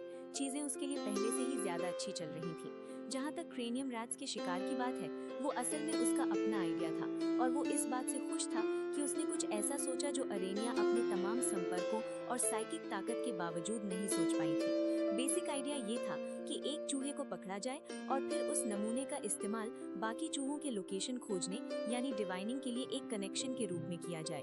अरेनिया के लिए ये कोई नया आइडिया नहीं था, लेकिन वे ज्यादातर माइंड मैजिक के बारे में सोचती थी और उस पकड़े गए चूहे को बाकी हाइव माइंड से जोड़ने वाले टेलीपैथिक लिंक्स का पीछा करने की कोशिश करती थी, जो बहुत जल्दी फेल हो गया क्योंकि मुख्य झुंड तुरंत किसी भी पकड़े गए चूहे से कनेक्शन काट देता था। दूसरी ओर जोरियन ने पुराने लोकेटर स्पेल्स का इस्तेमाल किया, ऐसी डिविनेशंस जिनका मकसद हर तरह की चीजों को ढूंढना और उन पर नजर रखना होता है, जब तक कि जादू करने वाले के पास उस चीज से जुड़ी कोई चीज हो जिसे ढूंढने की कोशिश की जा रही हो। एक क्रेनियम रैट चाहे वो झुंड से अलग ही क्यों ना हो, उन डिविनेशंस के काम करने के लिए काफी था। जोरियन ने उन कनेक्शंस का पीछा किया जब तक कि उसने क्रेनियम रैट स्वॉर्म्स के मुख्य समूहों का पता नहीं लगा लिया। जैसा कि पता चला उनमें से 4 थे। फिर कुछ अरेनिया की मदद से जो सपोर्ट और साइकिक शक्तियों को दबाने का काम कर रही थी, उन्हें एक घेरे में लाया जिन्हें एक ही फायरबॉल स्पेल से खत्म किया जा सके। महीने के अंत तक क्रेनियम रैट्स को पूरी तरह से खत्म कर दिया गया। जब उसने चौथे झुंड को जलाना खत्म किया तो इस काम के दौरान उसके बॉडीगार्ड के तौर पर तैनात एक अरेनिया ने उसे बताया कि उसे आखिरकार समझ आ गया कि इंसानों को इतना डरावना और खतरनाक क्यों माना जाता है। सिर्फ जोरियन ही बिजी नहीं था, किरियले जादू सीखने की कोशिश कर रही थी, इतनी जिद और मेहनत के साथ जितनी जोरियन ने उसे पहले कभी करते नहीं देखा था। एक पूरी तरह शुरुआत करने वाले के हिसाब से वो बहुत अच्छा कर रही थी, लेकिन दुखद सच ये था कि वो टैलेंट के मामले में डेमियन या किसी दूसरे बहुत होशियार बच्चे के ज्यादा करीब थी। नोवेल्टी अरेनिया और हाउस आउपे के बीच एक तरह की अनौपचारिक संपर्क यानी अनऑफिशियल लिएजॉन बन गई थी और इसके नतीजे में मेट्रियार्क द्वारा उसे डिप्लोमेसी और सही व्यवहार का एक क्रैश कोर्स कराया जा रहा था, जिसके बारे में वो जब भी जोरियन से मिलती थी हमेशा शिकायत करती रहती थी। टिनानी अपनी तरफ से जोरियन के साथ अपने लेसन्स में तब ज्यादा दिलचस्पी लेने लगी जब उसे पता चला कि साइकिक होने का क्या मतलब होता है, और ऐसा लगा कि वो किसी तरह के पर्सनल प्रोजेक्ट पर काम कर रही है जिसमें उसका ज्यादातर खाली समय निकल जाता था। जोरियन को शक हुआ उसके छोटे छोटे विचारों से जो उनकी पढ़ाई के दौरान उसके दिमाग में आते थे कि वो किसी तरह खुद को कृत्रिम रूप से साइकिक बनाने की कोशिश कर रही थी, जो उसे बहुत ही डरावना और खतरनाक लगा क्योंकि इसका मतलब अपने ही दिमाग के साथ छेड़छाड़ करना था। लेकिन हाउस आउपे ऐसा ही था। केल भी किसी तरह के पर्सनल प्रोजेक्ट में लगा हुआ था जिसे उसने जोरियन को विस्तार से बताने से मना कर दिया। हालांकि इसका जाहिर तौर पर स्पेल फॉर्मूला से कुछ लेना देना था क्योंकि वो इस विषय पर जोरियन की किताबें उधार लेता रहता था। जोरियन ने उसे उसके काम पर छोड़ दिया। केल पूरे महीने बहुत मददगार था, किसी वजह से उसने जितना हो सके जोरियन की मदद करने का जिम्मा खुद उठा लिया था। जोरियन को नहीं लगा कि ये सिर्फ उसकी उदारता थी, और वो ये नहीं भूला था कि पिछली बार वो दूसरा लड़का टाइम लूप को लेकर कितना एक्साइटेड था। इसलिए वो सोच रहा था कि वो दूसरा लड़का आखिरकार उससे क्या चाहता है, इस बारे में कब बात करेगा। जाहिर है जवाब था समर फेस्टिवल से ठीक पहले। हेलो जोरियन, क्या तुम कुछ कर रहे हो? ज्यादा कुछ नहीं, मैं बस अकोजा के आने का इंतजार कर रहा हूँ ताकि मैं डांस पर जा सकूँ। अभी कुछ नया शुरू करने का कोई मतलब नहीं है क्योंकि वो पक्का बहुत जल्दी ही यहाँ पहुँच जाएगी। क्या बात है? आह, अकोजा। उसे अभी भी पक्का नहीं पता था कि उसने उसे शाम के लिए अपनी पार्टनर क्यों चुना था। शायद इसलिए क्योंकि उसने ऐसे सारे इशारे दिए थे कि वो चाहती थी और वो उसे बिना किसी वजह से दुखी नहीं करना चाहता था। ऐसा नहीं था कि उसने आगे आकर ये कहा था, बल्कि वो तो उस मीटिंग से भी पीछे हट गई थी और इसे ऐसा बना दिया जैसे वो जो भी वो असल में बात करना चाहती थी उसके बजाय उसे स्कूल की कुछ सलाह चाहिए हो। उम्मीद है कि इस बार वो थोड़ी कम जिद्दी होगी और शाम का अंत उतनी बड़ी तबाही में नहीं होगा जैसा कि पिछली बार हुआ था जब वे शाम को बाहर गए थे। मेरे पास एक तोहफा और एक गुजारिश है, केल ने कहा। जोरियन ने मन ही मन इसका मतलब एक रिश्वत और एक मांग निकाला। पहली बात, मैं पिछले रीस्टार्ट्स की तुम्हारी कहानियों के बारे में सोच रहा था और मैं गौर किए बिना नहीं रह सका कि अटैकर्स की तरफ एक ताकतवर लिच है। उनसे निपटना बहुत मुश्किल होता है, खासकर पुराने जादुई तरीकों से, लेकिन सोल मैजिक से नहीं, जोरियन ने अंदाजा लगाया। वेल, एक तरह से ये आसान नहीं है सोल मैजिक के साथ भी, लेकिन कुछ ट्रिक्स हैं जो तुम एक लिच पर कर सकते हो अगर तुम्हें आत्माओं के साथ छेड़छाड़ करना आता हो। तुम्हें जो चीज याद रखने की जरूरत है वो ये कि जब एक लिच का फिजिकल रूप खत्म हो जाता है तो उसकी आत्मा अपने आप उसके फिलैक्ट्री में वापस खिंच जाती है। ऐसा इसलिए क्योंकि उनके शरीर के खत्म होने से उनकी आत्मा और उनके शरीर के बीच का कनेक्शन टूट जाता है। जाहिर है क्योंकि अब कोई शरीर बचा ही नहीं है। फिर भी अगर तुम आत्मा और शरीर के बीच का कनेक्शन काट सको, कुछ ऐसा जो उन जीवों के साथ करना बहुत आसान है जिनकी आत्मा जादू के जरिए कृत्रिम रूप से शरीर से जुड़ी होती है, तो उनकी आत्मा तुरंत उनके फिलैक्ट्री में वापस खिंच जाएगी, भले ही उनका टेक्निकली शरीर ठीक सलामत हो। वे एक तरह से निर्वासित हो जाएंगे। जोरियन ने नतीजा निकाला। ये उन्हें मारेगा नहीं, लेकिन एक नए शरीर पर कब्जा करने का प्रोसेस एक लिच के इतना तेज नहीं होता। उन्हें कम से कम एक पूरा दिन चाहिए, और वो भी तब जब उनके पास पहले से ही कोई नया शरीर तैयार हो। लिच को उसके फिलैक्ट्री में वापस भेजना उसे मारने जितना ही अच्छा है, कम से कम तुम्हारी जरूरतों के लिए। तुम कह रहे हो कि तुम मुझे ऐसा करने के लिए एक स्पेल सिखा सकते हो? जोरियन ने उत्साह से पूछा। वेल नहीं, केल ने कहा, और तुरंत जोरियन की उम्मीदों पर पानी फेर दिया। और अगर मैं सिखा भी पाता तो उसकी कीमत शक के घेरे में थी। उस स्पेल के लिए तुम्हें टारगेट को छूना पड़ता है। जोरियन ने अपना चेहरा सिकोड़ा। हाँ, मैं खुद को लिच को छूने जितनी करीब पहुंचते हुए नहीं देखता, इसलिए मैं तुम्हारे लिए इसकी जगह ये लाया हूँ। केल ने उसे एक छोटी सी चांदी की डिस्क थमा दी जो एक बहुत बड़े चांदी के सिक्के जैसी लग रही थी। हालांकि करीब से देखने पर जल्द ही साफ हो गया कि ये किसी तरह का जादुई औजार था, क्योंकि इस पर स्पेल फॉर्मूला बने हुए थे। मुझे लिच को छूने की जरूरत नहीं है।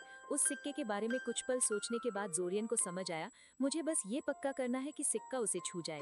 हाँ, केल ने कहा, मैंने गौर किया कि तुम्हारा फाइटिंग स्टाइल आइटम्स पर आधारित लगता है, इसलिए मैंने उस स्पेल को उस डिस्क में डाल दिया है। ये काम करना चाहिए, लेकिन मैं कोई गारंटी नहीं देता, इसलिए इसे अपने रिस्क पर इस्तेमाल करना। मैंने इसे जितना हो सके उतना छोटा और कम डरावना बनाने की कोशिश की है, लेकिन इस बात का पक्का होने का कोई तरीका नहीं है कि लिच उसे खुद को छूने देगा। जोरियन ने उसकी बात पूरी की। अपने दुश्मन द्वारा फेंकी गई किसी अजीब चीज को खुद को छूने से बचाना तो कॉमन सेंस है। मुझे नहीं लगता कि टारगेट के शील्ड्स पर मारना काफी होगा, है ना? मुझे डर है कि नहीं? हाँ, मुझे इसी बात का डर था। फिर भी शुक्रिया। तुम्हारे रिक्वेस्ट का क्या हुआ? खैर, सच तो यह है कि मैं तुम्हारी मदद करने के बदले में एक एहसान चाहता हूँ। मुझे पता है कि तुम फ्यूचर के रीस्टार्ट्स में लगभग पक्का ही मेरा फिर से इस्तेमाल करने वाले हो, और मुझे इससे कोई परेशानी नहीं है, सिवाय इसके कि मैं भी इससे कुछ हासिल करना चाहता हूँ। मुझे पक्का नहीं पता कि मैं तुम्हारे लिए ऐसा क्या कर सकता हूँ जो रीस्टार्ट से बेकार ना हो जाए, लेकिन ठीक है। जोरियन ने कंधे उचकाए। तुम्हारी क्या इच्छा है ओ महान केल? मैं वही चीज चाहता हूँ जो तुम पहले से ही कर रहे हो, अपने स्किल्स को सुधारने के लिए टाइम लूप का इस्तेमाल करना, केल ने कहा। अगर ऐसे मैजिक्स की बात हो जिनमें शेपिंग स्किल्स वगैरह की जरूरत होती है, तो लूप में शामिल हुए बिना ये साफ तौर पर नामुमकिन है। लेकिन एक ऐसी मैजिकल डिसिप्लिन है जिसमें शेपिंग स्किल्स पर बहुत कम निर्भर करती है, जिसमें मैं इत्तेफाक से काफी अच्छा हूँ। एल्केमी, जोरियन ने कहा। बिल्कुल। अब मेरे लेवल पर एल्केमी की प्रैक्टिस में बहुत सारे एक्सपेरिमेंट्स शामिल होते हैं। अपने काढ़े के असर को टेस्ट करना, उन्हें बेहतर बनाना और नई रेसिपीज तैयार करना।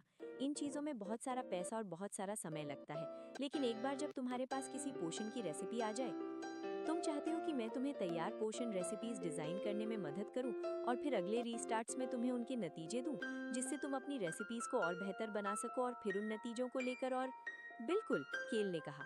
और फिर जब टाइम लूप खत्म होगा तो तुम मुझे इस मेहनत का फल दोगे और मैंने अपने महीनों, शायद सालों का काम बचा लिया होगा।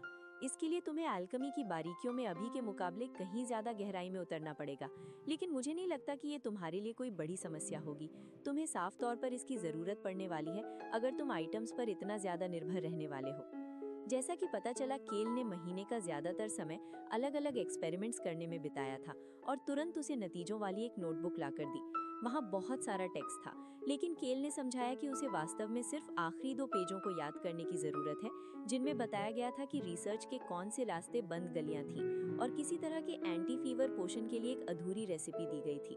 केल ने समझाया कि अगले रीस्टार्ट्स में उसे ये नतीजे देने से न केवल केल को अपना काम सुधारने में मदद मिलेगी, बल्कि इससे जोरियन दूसरे लड़के को ये यकीन दिलाने में कामयाब होगा कि वो वाकई एक टाइम ट्रैवलर है, जो कि वरना मुमकिन नहीं होता, और इससे केल भी जल्दी मदद करने के लिए ज्यादा तैयार होगा। आंख मारते हुए, इशारा करते हुए, क्या तुम अब तक समझ गए? इसमें कोई नुकसान न देखते हुए जोरियन ने बाकी इंतजार का समय नतीजों को याद करने और फिर केल की बाकी रिसर्च नोटबुक के पन्ने पलटने में बिताया।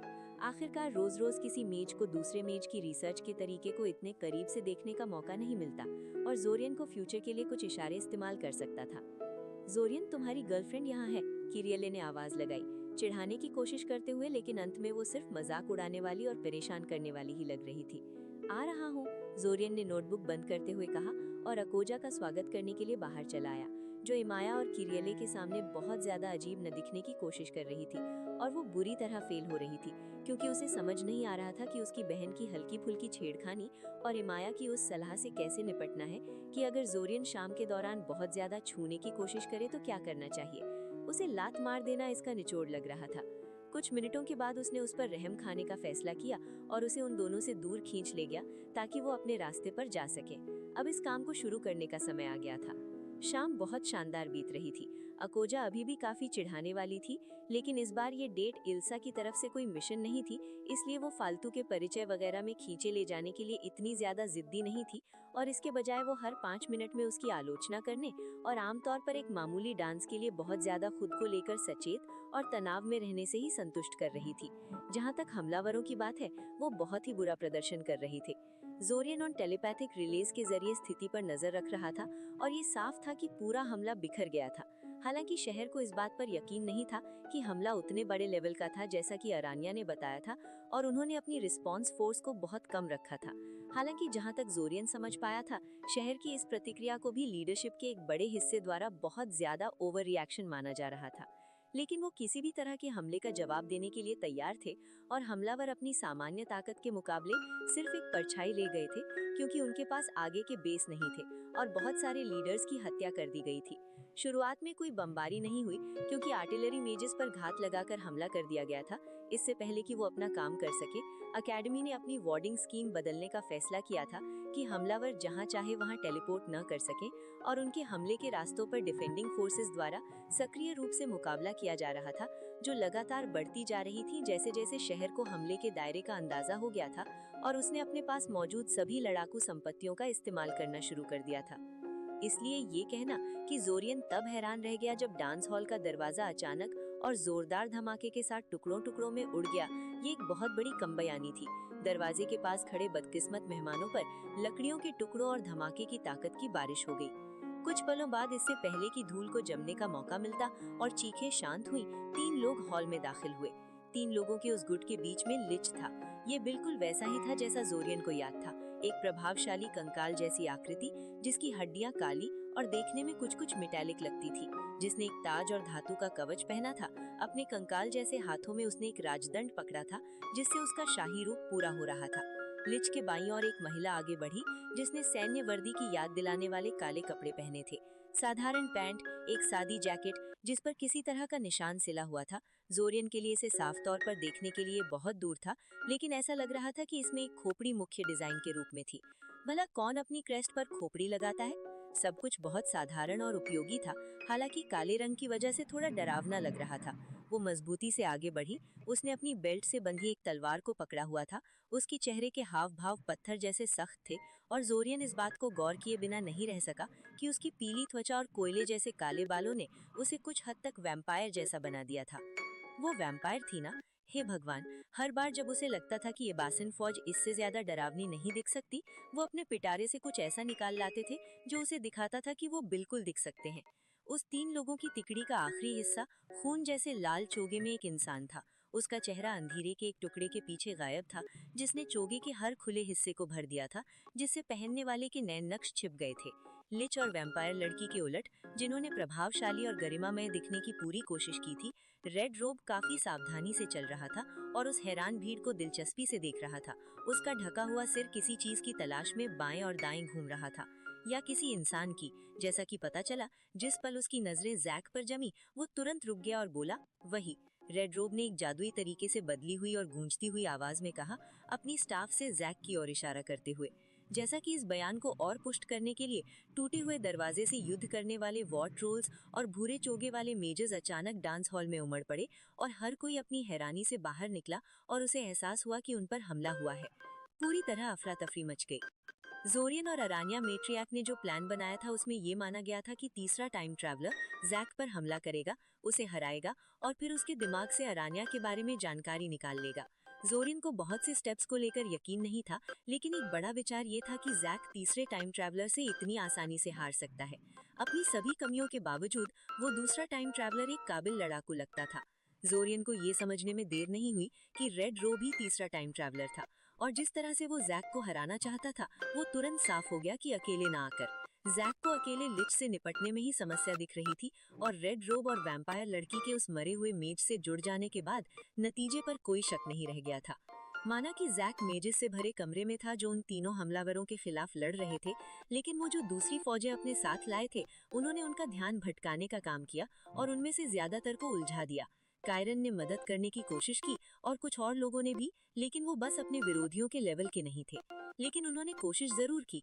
कायरन ने ताकत का एक चमकता हुआ कोड़ा बुलाया जिसने वैम्पायर लड़की के हाथ को कंधे से अलग कर दिया और फिर उसी कोड़े का इस्तेमाल उसकी तलवार जो साफ तौर पर जादुई थी, एक अजीब बैंगनी आग के साथ जल रही थी जो फोर्स फील्ड्स को खा जाती थी, उसकी पहुंच से बाहर फेंकने के लिए किया। यही वो चीज थी जिसने आखिरकार उसके शक को पक्का कर दिया कि वो किसी तरह की मरी हुई जीव थी, क्योंकि उसके कटे हुए हिस्से से बिल्कुल भी खून नहीं निकला और अचानक एक हाथ का चले जाना उसे बस थोड़ी सी असुविधा जैसा ही लगा। उसने तुरंत दूसरे हाथ से एक चाकू निकाला और फिर से लोगों पर हमला करना शुरू कर दिया। रेड रोब को वास्तव में एक स्टूडेंट ने जख्मी किया था जब उन्होंने जादुई मिसाइलों की एक साथ बौछार करके उसके रक्षा कवच को तोड़ दिया था, लेकिन दुख की बात ये थी कि उस कोशिश ने उन सबको लगभग खत्म कर दिया और हमला रुकने के बाद वो जवाब में उन्हें नीचे गिराने के लिए काफी ठीक हालत में था। जहाँ तक लिच की बात है वो पूरी तरह अनुचित था। ऐसा लगा कि कोई भी चीज उसके उन बख्तर बंद हड्डियों पर एक खरोंच तक नहीं डाल पा रही थी। जैक वास्तव में किसी तरह के काले बोल्ट्स के साथ उसके चमकते आवरण को टुकड़ों टुकड़ों में उड़ा सकता था और यहाँ तक कि उसका ताज भी उसके सिर से नीचे गिरा दिया था, लेकिन हड्डियों पर कभी कोई निशान नहीं पड़ा। वो आखिर किस चीज से बनी थी? जोरियन ने बिना मन के खुद को इसमें शामिल नहीं किया। प्लान में इसकी जरूरत नहीं थी और सच तो ये है कि अगर वो कोशिश करता तो शायद मारा जाता। उसने कुछ वॉर ट्रोल्स और फालतू के मेजेस को हराने में मदद जरूर की जो उसकी पोजीशन के बहुत करीब आ गए थे, लेकिन इसके अलावा वो बस बेचैनी से देखता रहा क्योंकि उसके 3 विरोधियों द्वारा जैक को धीरे धीरे खत्म किया जा रहा था। पर चीजें कभी प्लान के हिसाब से नहीं होती।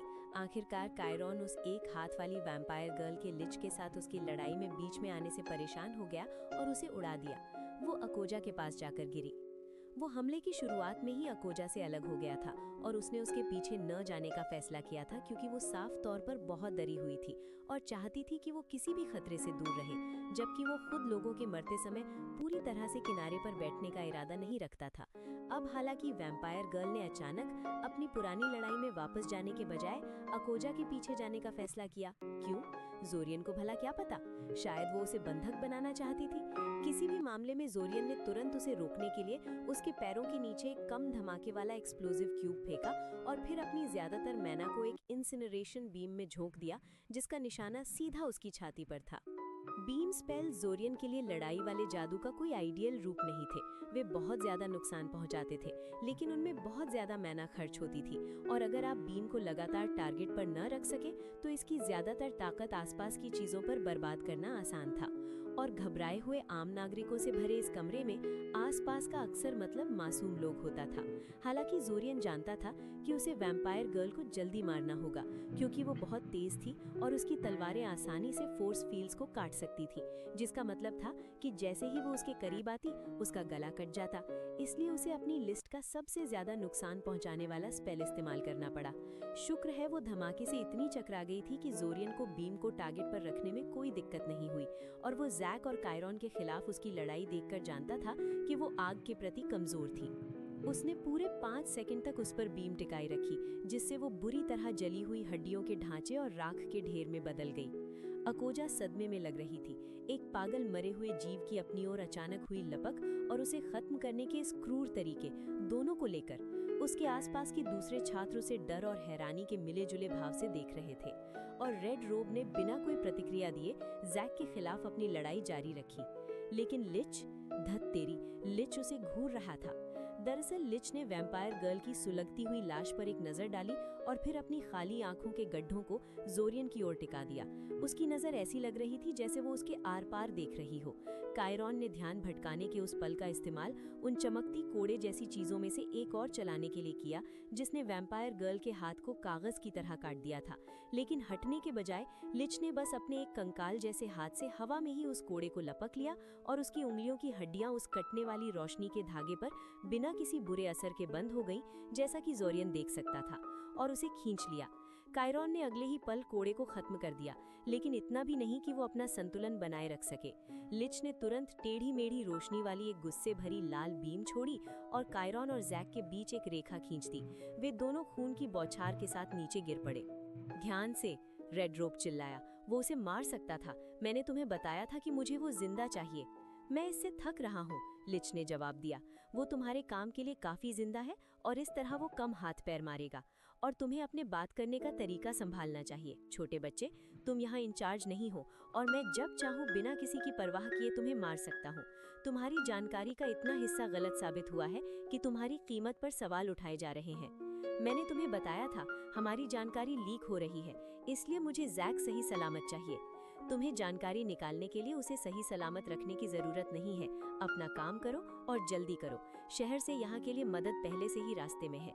रेड रोब ऐसा लगा जैसे वो कुछ कहना चाहता है, लेकिन लिच ने पहले ही जोरियन को और ज्यादा गौर से देखना शुरू कर दिया था और आखिरकार वो जैक के बेजान शरीर के पास झुक गया और जैक के सिर पर हाथ रखने से पहले कोई पेचीदा स्पेल करने लगा। जैक का बेजान शरीर अचानक हरकत में आ गया क्योंकि जैक ने सिर्फ बेहोश होने का नाटक किया था और उसने रेड रोब के चेहरे पर घूंसा मारने की कोशिश की।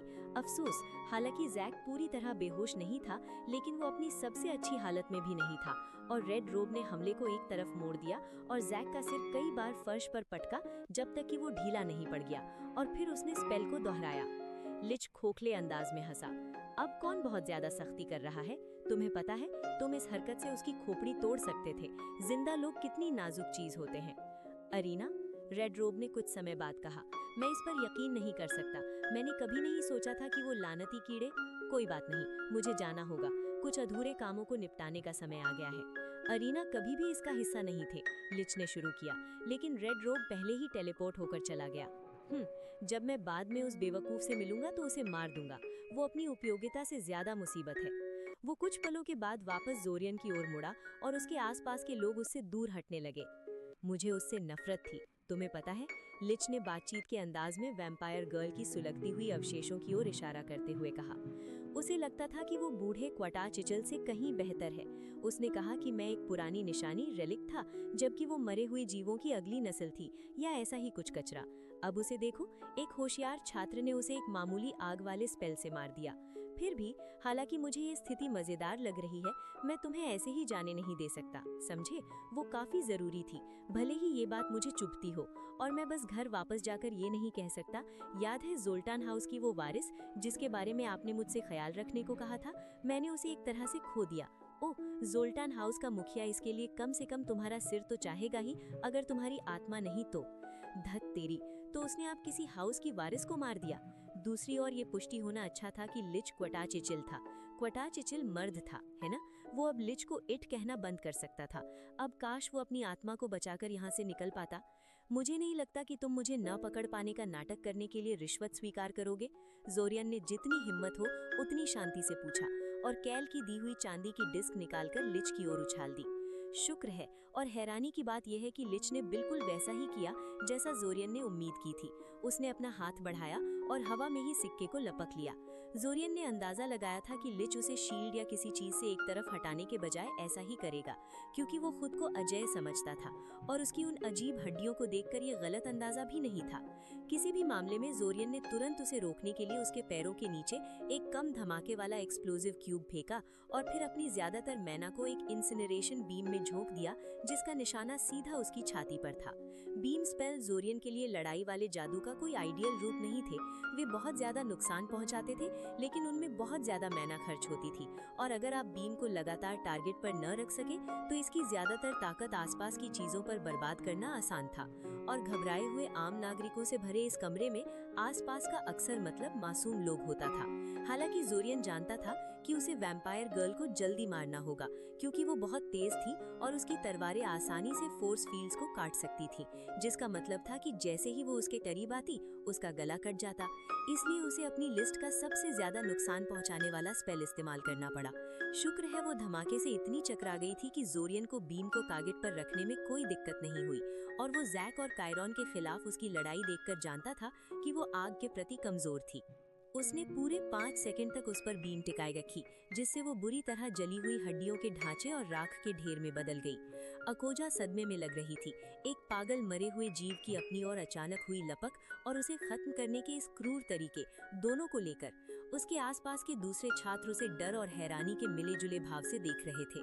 और रेड रोब ने बिना कोई प्रतिक्रिया दिए जैक के खिलाफ अपनी लड़ाई जारी रखी। लेकिन लिच, धत तेरी, लिच उसे घूर रहा था।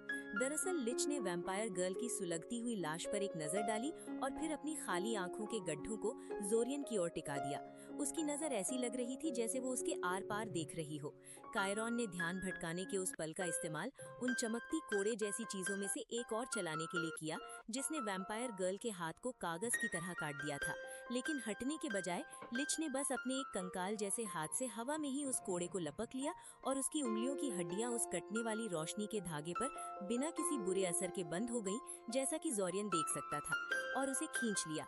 कायरॉन ने अगले ही पल कोड़े को खत्म कर दिया, लेकिन इतना भी नहीं कि वो अपना संतुलन बनाए रख सके। लिच ने तुरंत टेढ़ी मेढ़ी रोशनी वाली एक गुस्से भरी लाल बीम छोड़ी और कायरॉन और जैक के बीच एक रेखा खींच दी। वे दोनों खून की बौछार के साथ नीचे गिर पड़े। ध्यान से, रेड रोप चिल्लाया, वो उसे मार सकता था। मैंने तुम्हें बताया था कि मुझे वो जिंदा चाहिए।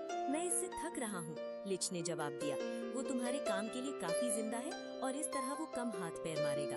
और तुम्हें अपने बात करने का तरीका संभालना चाहिए, छोटे बच्चे। तुम यहाँ इंचार्ज नहीं हो और मैं जब चाहूँ बिना किसी की परवाह किए तुम्हें मार सकता हूँ। तुम्हारी जानकारी का इतना हिस्सा गलत साबित हुआ है कि तुम्हारी कीमत पर सवाल उठाए जा रहे हैं। मैंने तुम्हें बताया था हमारी जानकारी लीक हो रही है, इसलिए मुझे जैक सही सलामत चाहिए। तुम्हें जानकारी निकालने के लिए उसे सही सलामत रखने की जरूरत नहीं है। अपना काम करो और जल्दी करो। शहर से यहाँ के लिए मदद पहले से ही रास्ते में है। रेड रोब ऐसा लगा जैसे वो कुछ कहना चाहता है, लेकिन लिच ने पहले ही जोरिन को और ज्यादा गौर से देखना शुरू कर दिया था और आखिरकार वो जैक के बेजान शरीर के पास झुक गया और जैक के सिर पर हाथ रखने से पहले कोई पेचीदा स्पेल करने लगा। जैक का बेजान शरीर अचानक हरकत में आ गया, क्योंकि जैक ने सिर्फ बेहोश होने का नाटक किया था और उसने रेड रोब के चेहरे पर घूंसा मारने की कोशिश की। अफसोस, हालांकि जैक पूरी तरह बेहोश नहीं था, लेकिन वो अपनी सबसे अच्छी हालत में भी नहीं था और रेड रोब ने हमले को एक तरफ मोड़ दिया और जैक का सिर कई बार फर्श पर पटका जब तक कि वो ढीला नहीं पड़ गया, और फिर उसने स्पेल को दोहराया। लिच खोखले अंदाज में हंसा। अब कौन बहुत ज्यादा सख्ती कर रहा है? तुम्हें पता है, तुम इस हरकत से उसकी खोपड़ी तोड़ सकते थे। जिंदा लोग कितनी नाजुक चीज होते हैं। अरीना, रेड रोब ने कुछ समय बाद कहा, मैं इस पर यकीन नहीं कर सकता। मैंने कभी नहीं सोचा था कि वो लानती कीड़े। कोई बात नहीं, मुझे जाना होगा। कुछ अधूरे कामों को निपटाने का समय आ गया है। अरेनिया कभी भी इसका हिस्सा नहीं थे, लिच ने शुरू किया, लेकिन रेड रोब पहले ही टेलीपोर्ट होकर चला गया। जब मैं बाद में उस बेवकूफ से मिलूंगा तो उसे मार दूंगा। वो अपनी उपयोगिता से ज्यादा मुसीबत है। वो कुछ पलों के बाद वापस जोरियन की ओर मुड़ा और उसके आसपास के लोग उससे दूर हटने लगे। मैं उससे नफरत करता था, पता है, लिच ने बातचीत के अंदाज में वैम्पायर गर्ल के सुलगते हुए अवशेषों की ओर इशारा करते हुए कहा। उसे लगता था कि वो बूढ़े क्वार्टज इचिल से कहीं बेहतर है। उसने कहा कि मैं एक पुरानी निशानी था, जबकि वो मरे हुए जीवों की अगली पीढ़ी थी, या ऐसा ही कुछ कचरा। अब उसे देखो, एक होशियार छात्री ने उसे एक मामूली आग वाले स्पेल से मार दिया। फिर भी, हालांकि मुझे ये स्थिति मजेदार लग रही है, मैं तुम्हें ऐसे ही जाने नहीं दे सकता, समझे? वो काफी जरूरी थी, भले ही मुझे ये बात चुभती हो, और मैं बस घर वापस जाकर ये नहीं कह सकता। याद है जोल्टान हाउस की वो वारिस जिसके बारे में आपने मुझसे ख्याल रखने को कहा था? मैंने उसे तरह से खो दिया। ओह, उस घर का मुखिया इसके लिए कम से कम तुम्हारा सिर तो चाहेगा ही, अगर तुम्हारी आत्मा नहीं तो। धत धत धत। तो उसने अब किसी हाउस की वारिस को मार दिया था। दूसरी ओर ये पुष्टि होना अच्छा था कि लिच क्वार्टर चिचिल था। क्वार्टर चिचिल पुरुष था, है ना? वो अब लिच को इट कहना बंद कर सकता था। अब काश वो अपनी आत्मा को बचाकर यहाँ से बाहर निकल पाता। मुझे नहीं लगता कि तुम मुझे न पकड़ पाने का नाटक करने के लिए रिश्वत स्वीकार करोगे? जोरियन ने जितनी हिम्मत हो उतनी शांति के साथ पूछा और केल की दी हुई चांदी की डिस्क निकालकर लिच की ओर उछाली। शुक्र है, और हैरानी की बात यह है कि लिच ने बिल्कुल वैसा ही किया जैसा जोरियन ने उम्मीद की थी। उसने अपना हाथ बढ़ाया और हवा में ही सिक्के को लपक लिया। जोरियन ने अंदाजा लगाया था कि लिच उसे शील्ड या किसी चीज से एक तरफ हटाने के बजाय ऐसा ही करेगा, क्योंकि वो खुद को अजेय समझता था और उसकी उन अजीब हड्डियों को देखते हुए ये गलत अंदाजा भी नहीं था। किसी भी मामले में जैसे ही लिच के कंकाल जैसे हाथ ने चांदी की डिस्क को पकड़ा, वो एक पल के लिए वहीं जम गया और फिर कटी हुई डोर वाली कठपुतली की तरह फर्श पर गिर गया। क्या? उसके पीछे खड़े छात्रों में से एक ने पूछा। क्या हुआ? तुमने उसके साथ आखिर क्या किया? जोरियन ने उसे अनसुना कर दिया। इसके बजाय वो कायरन और जैक की ओर भागा और उनकी चोटों की जांच करने लगा। कुछ सेकंड बाद उसे एक लड़की ने दूर खींच लिया जो उससे कुछ साल बड़ी लग रही थी और जिसने दावा किया कि वो एक ट्रेंड मेडिकल प्रोफेशनल है, इसलिए उसने उसे अपना काम करने दिया। इसके बजाय उसने अपनी जेब से एक टेलीपैथिक रिले निकाला और अरेनिया से संपर्क करने और ये देखने के लिए अपनी आंखें बंद कर लीं कि उनके मोर्चे पर क्या हो रहा था। ये बहुत अच्छी तरह से शुरू हुआ था। लाल चोगे वाला घुसपैठिया, जो मुमकिन है कि तीसरा टाइम ट्रैवलर था, लापरवाही से जाल में चला आया। उसका आत्मविश्वास प्रवेश द्वार के पास अरेनिया के डिफेंस के जाने पहचाने लेआउट के साथ साथ उन संतरियों के खिलाफ मिली कई जीत से बढ़ गया। जैसे ही वो कमरे के बीच के पास पहुंचा, फर्श लिक्विड बन गया और वो उसमें धंस गया इससे पहले कि वो फिर से ठोस हो जाए। अरेनिया और उन हिंसानी लड़ाकों ने, जिन्हें मेट्रियार्क ने शाम के लिए काम पर रखा था, तुरंत हमला कर दिया। इलाके को सेडेटिव्स और बेकार करने वाले स्पेल्स से भर दिया। लेकिन कुछ गलत था। सेडेटिव्स का चोगे वाले आदमी पर कोई असर नहीं हो रहा था और कई स्पेल्स भी काम नहीं कर रहे थे। हिलने डुलने में असमर्थ होने के बावजूद वो आदमी किसी तरह प्रभावी ढंग से अपना बचाव करने में कामयाब रहा और किसी भी मौके का फायदा उठाकर अजीब बैंगनी बीम्स छोड़ रहा था, जो जिससे भी टकराती उसे तुरंत मार देती थी।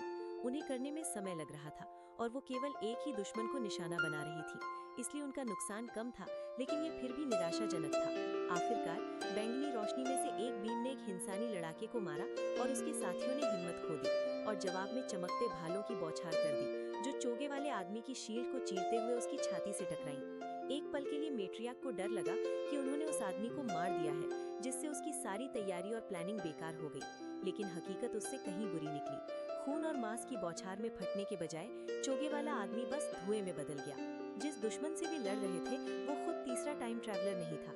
ये बस एक एक्टोप्लाज्मिक शेल था जिसमें उसकी कुछ स्किल्स और जादुई ताकत थी। एक सिमुलैक्रम जिसका मकसद स्थिति को परखना और उनका ध्यान भटकाने के लिए था। बैंगनी रोशनी के एक घेरे ने पूरे कमरे को अपनी चपेट में ले लिया, जिससे तुरंत ही सारे भाड़े के इंसान और उसकी बहुत सी वफादार अरण्या मारी गई। धत, उन्होंने अपने दुश्मन द्वारा भटकाए गए ध्यान का फायदा उठाया और अपना खुद का एक एम्बुश लगा दिया था। वो पीछे हटने का इशारा करने के लिए मुड़ना चाहती, जोरियन अचानक अपनी एकाग्रता से जाग गया, क्योंकि अंत में मेट्रियार्क के साथ उसका कनेक्शन बेरहमी से कट गया। उसकी नजर से घटनाओं को देखना अजीब और थोड़ा अप्रिय था और जोरियन को बाद में मेट्रियार्क से बिना अनुमति के ऐसा करने के बारे में बात करनी होगी। लेकिन ट्रांसमिशन के अचानक अंत को देखते हुए मेट्रियार्क शायद मर चुकी थी और बाकी अरेनिया भी शायद जल्द ही मारी जाएंगी। वो फेल हो गए। इतनी सारी तैयारी और फिर भी वे फेल हो गए। धत तेरी। जोरियन, उसके पास फर्श से आई एक भारी आवाज ने उसकी सोच तोड़ी। ये जैक था, जो जाहिर तौर पर फिर से होश में आ गया था। उसके सिर पर एक भारी पट्टी बंधी थी। वे कह रहे हैं कि तुमने लिच को मार दिया? जैक ने उनसे कुछ दूरी पर काली हड्डियों के ढेर की ओर कमजोरी से इशारा करते हुए कहा। कुछ बहादुर छात्र लिच के गिरे हुए शरीर के चारों ओर इकट्ठे थे, खानाफूसी कर रहे थे और इशारा कर रहे थे। तुमने आखिर ये कैसे कर दिखाया? मैंने उसकी आत्मा और उसके शारीरिक पात्र के बीच कनेक्शन काट दिया, जिससे वो वापस अपने फाइलैक्ट्री में खिंच गई। वो वास्तव में मरा नहीं है, बस निर्वासित हुआ है। ओह, फिर भी ये मैं कभी इसके करीब भी नहीं कर पाया। तुम्हें ये कैसे पता था कि ये कैसे करना है? क्या तुम मुझे जाना होगा, जोरियन ने अपने पैरों पर खड़े होते हुए कहा। अरे रुको, जैक ने दर्द में कराहने से पहले उठने की कोशिश की और उस विचार को छोड़ दिया। जोरियन, तुम मुझे अनदेखा करके नहीं जा सकते। जोरियन ने जैक को अनदेखा कर दिया, साथ ही अकोजा के उन सवालों को भी कि वो कहाँ जा रहा है। वो बस निकास की ओर बढ़ता गया, मानसिक रूप से निकटतम सीवर प्रवेश द्वार तक का रास्ता तय करता गया। किसी ने उसे रोकने की कोशिश नहीं की। जोरियन, तुम गधे, मैं कसम खाता हूँ कि अगली बार जब मैं तुम्हें देखूंगा तुम्हारे चेहरे पर घूंसा मारूंगा। जैक उसके पीछे से चिल्लाया। माफ करना जैक, मैंने खुद से फुसफुसाते हुए कहा, लेकिन ये काम ज्यादा जरूरी है। जब तक जोरियन अरेनियन सेटलमेंट पहुंचा, वो पूरी जगह खत्म हो चुकी थी और रेड रोप कहीं और चला गया था, शायद शहर में इधर उधर भागने वाली अरेनिया का शिकार करने के लिए। जोरियन जानता था कि एम्बुश के समय काफी सारी अरेनिया जमीन के ऊपर थीं। वजह जो भी हो, जोरियन ने अपनी खुशकिस्मती का शुक्रिया अदा किया और जो कुछ हुआ था उसके बारे में और सुराग ढूंढने और किसी बचे हुए मेल अरेनिया की तलाश शुरू कर दी। लड़ाई बहुत भयानक थी, लेकिन जोरियान इस बात पर गौर किए बिना नहीं रह सका कि सेटलमेंट को ज्यादातर नुकसान खुद अरेनिया ने ही पहुंचाया था, क्योंकि उन्होंने उन स्पेल क्यूब्स का जो उसने उन्हें तोहफे में दिए थे और अपने खुद के ट्रैप्स के इस्तेमाल से रेड रोब को आगे बढ़ने से रोकने की बेकार कोशिश की थी। रेड रोब ने बहुत ही सफाई से मारा था, मरे हुए लोगों के शरीरों पर चोट का कोई निशान नहीं छोड़ा था। ये जाहिर तौर पर उन अजीब बैंगनी पर्पल स्पेल्स की वजह से था, लेकिन वो इन सभी अरेनिया को इतनी बिना खून खराबे वाली मौत देने के लिए इतनी मेहनत क्यों कर रहा था, जब वो बस एक फायरबॉल फेंक कर उन सबको भून सकता था। हालांकि वो बहुत बारीकी से काम कर रहा था। जोरियान नहीं जानता था कि उस आदमी को ये नहीं पता था कि अरेनिया मेल्स होशियार नहीं होते या उसे बस परवाह नहीं थी, लेकिन काफी सारे मेल्स उसके ज्यादा से ज्यादा अरेनिया को मारने के जुनून की भेंट चढ़ गए। ये बारीकी एक और अजीब चीज थी। वो आदमी डांस हॉल में पागल या गुस्से में नहीं लग रहा था, तो वो टाइम लूप खत्म होने से पहले हर आखिरी अरेनिया को खत्म करने पर इतना अड़ा क्यों था। उसने बच्चों की क्रश तक को खत्म कर दिया था, भगवान के लिए। हाँ, जाहिर है उन सबको मारने से ये पक्का हो जाता कि उनके बीच अगर कोई टाइम ट्रैवलर्स हैं तो वे भी पकड़े जाएंगे, लेकिन फिर भी वे सब अगले रीस्टार्ट में वैसे भी वापस आ ही जाने वाले थे। परेशान करने वाला। हालांकि एक पूरे सेटलमेंट को, यहाँ तक कि आखिरी बच्चे तक को कसाई की तरह कटते हुए देखने का भावनात्मक असर उनकी गैर इंसानी बनावट की वजह से थोड़ा कम हो गया था। फिर भी जोरियान तीसरे टाइम ट्रैवलर की उस पत्थर दिल बेरुखी और क्रूरता से बीमार और परेशान महसूस कर रहा था। खैर, शायद मेट्रियार्क का कब्र से भेजा गया संदेश को जवाब दे सके। अपने डिविनेशन कंपास और अपनी माइंड सेंस की मदद से उसने धीरे धीरे एक एक करके बचे हुए मेल्स का पता लगाया और उनके पास मौजूद संदेश के टुकड़ों को निकाला। जल्द ही जोरियान को एहसास हुआ कि संदेश के दो हिस्से थे। पहला एक साधारण कहानी थी, मेट्रियार्क द्वारा उसके लिए छोड़ा गया एक वॉइस मैसेज जिसमें उसने अपने कामों की सफाई दी थी। दूसरा सियोरिया के अंडरवर्ल्ड का एक डिटेल्ड मैप था, जिसमें कई जगहों को जरूरी यानी इम्पोर्टेंट मार्क किया गया था। दोनों ही संदेश अधूरे थे, क्योंकि जिस बारीकी से रेड रोब ने अरेनिया का शिकार किया था और मेट्रियार्क ने मैप को ज्यादा जरूरी समझा था, क्योंकि कई मेल्स के पास मैप के कुछ हिस्सों की एक से ज्यादा कॉपी यानी रिडंडेंट कॉपीज थी। जैसे जैसे टाइम लूप धीरे धीरे अपने अंत की ओर बढ़ रहा था, जोरियान ने उन चीजों का जायजा लिया जिन्हें वो जोड़ पाया था। मतलब चीजें बिगड़ गईं। मुझे पता है तुम्हें लगता है कि मैं इसमें कूदकर अपनी मौत को बुलावा दे रही हूँ, लेकिन सिंपल है, टाइम लूप खराब हो रहा है। मैं नहीं बता सकती कि कितने समय बाद, किसी भी वक्त निकल सकता है, इसलिए उसे रोकना इस खेल में सिर्फ एक ही विजेता हो सकता है। मुझे सच में उम्मीद है कि इसकी जरूरत नहीं होगी, लेकिन बस एहतियात के तौर पर मैंने एक मैप डाल दिया है, ताकि पूरा दूसरा महाद्वीप। मैंने नहीं सोचा था कि ये मुमकिन होगा, यहाँ तक कि इसकी मदद से भी। बस इतना ही था। मैप भी छेदों से भरा हुआ था। हालांकि जोरियान ने गौर किया कि उसके पास अभी भी सियोरिया के अंडरवर्ल्ड का एक ऐसा मैप था जो बाजार में मिलने वाले स्टैंडर्ड्स के हिसाब से बहुत सटीक था। इससे पहले कि वो संदेश पर विस्तार से विचार कर पाता, लूप खत्म हो गया और सब कुछ अंधेरे में डूब गया। जैसे ही उसके पेट में एक तेज दर्द उठा, जोरियान की आंखें अचानक खुल गईं। उसका पूरा शरीर मरोड़ के साथ उस चीज के खिलाफ मुड़ गया जो उस पर गिरी थी, और अचानक वो पूरी तरह जाग गया। उसके दिमाग में नींद का एक कतरा भी नहीं था। गुड मन, किरियल ने शुरू किया, पर वो बीच में ही रुक गई। जैसे ही जोरियान तुरंत सीधा बैठकर उठ गया और किरियल को एक कसकर गले लगा लिया। इस अचानक हुई हरकत ने किरियल को कुछ सेकंड के लिए खामोश कर दिया, और इस बीच जोरियान ने खुद को शांत करने के लिए कई गहरी सांसें ली। क्या हुआ? किरियल ने पूछा, उसकी पकड़ में छटपटाते हुए, लेकिन उसकी पकड़ से छूटने की असल में कोशिश नहीं करते हुए। कुछ नहीं, उसने सांस छोड़ते हुए कहा, बस एक बुरा सपना था। तुम्हें परेशान करने के लिए माफी चाहता हूँ। और वो सच में एक बुरा सपना ही था। उनकी सारी चालबाजियाँ, उनकी तैयारी, उसकी सारी लड़ाई की प्रैक्टिस, वो सारी तरकीबें जो उसने सोची थी, और फिर वे हार गए। वे बहुत बुरी तरह हार गए। अरेनिया, उन्हें आवारा कुत्तों की तरह ढूंढ ढूंढ कर मार डाला गया था। क्यों? तीसरा टाइम ट्रैवलर ऐसी बेकार की क्रूरता से आखिर क्या हासिल करना चाहता था? और मेट्रियार्क ने उसके लिए जो संदेश छोड़ा था, उससे भी कुछ खास समझ नहीं आया। जैसे कि मैं सच में परेशान थी। वो चिढ़कर बोली, उसे एक जोर का पोक किया और उससे दूर कूद गई। माँ तुमसे बात करना चाहती हैं, इसलिए बेहतर होगा कि तुम जल्दी नीचे जाओ। ठीक है, उसने कहा उठते हुए और दरवाजे की ओर इशारा करते हुए। जैसा कि अंदाजा था, किरियल बाथरूम पर कब्जा करने के लिए तेजी से भागी, और उसके जाते ही जोरियान ने तुरंत अपने कमरे का दरवाजा बंद कर दिया और पिंजरे में बंद बाघ की तरह इधर उधर चक्कर काटने लगा। उसे अरेनिया को चेतावनी देनी थी, और उसे उन्हें जितनी जल्दी हो सके उतनी जल्दी चेतावनी देनी थी। वो इस बार किरियल को अपने साथ नहीं ले जाने वाला था, और जिस लम्हे ट्रेन सियोरिया में रुकेगी, वो नहीं, वो बहुत धीमा था, बहुत ज्यादा धीमा। पिछले रीस्टार्ट में रेड रोब की हरकतों को देखते हुए और इस सच्चाई को देखते हुए कि वो अब जानता था कि वे टाइम ट्रैवलर्स हैं, जोरियान को इसमें कोई हैरानी नहीं होगी कि वो इस बार उन्हें रीस्टार्ट की शुरुआत में ही मार डाले। अरेनिया को अभी इसी वक्त चेतावनी देने की जरूरत थी, दिन खत्म होने तक नहीं। उसे सीधे सियोरिया टेलीपोर्ट करना होगा। उसने मन ही मन अपनी माँ और किरियल से माफी मांगी, क्योंकि जब उन्हें एहसास होगा कि वो अपने बंद कमरे से गायब हो गए हैं तो वे बहुत हंगामा करेंगी, और उसने जादू करना शुरू कर दिया। वो सीधे अरेनियन सेटलमेंट में टेलीपोर्ट नहीं कर सकता था। अरेनिया ने असल में अपने ज्यादातर सेटलमेंट को टेलीपोर्टेशन के खिलाफ वार्ड किया हुआ था, और वैसे भी अरेनिया जमीन के बहुत नीचे यानी अंडरग्राउंड रहती थी।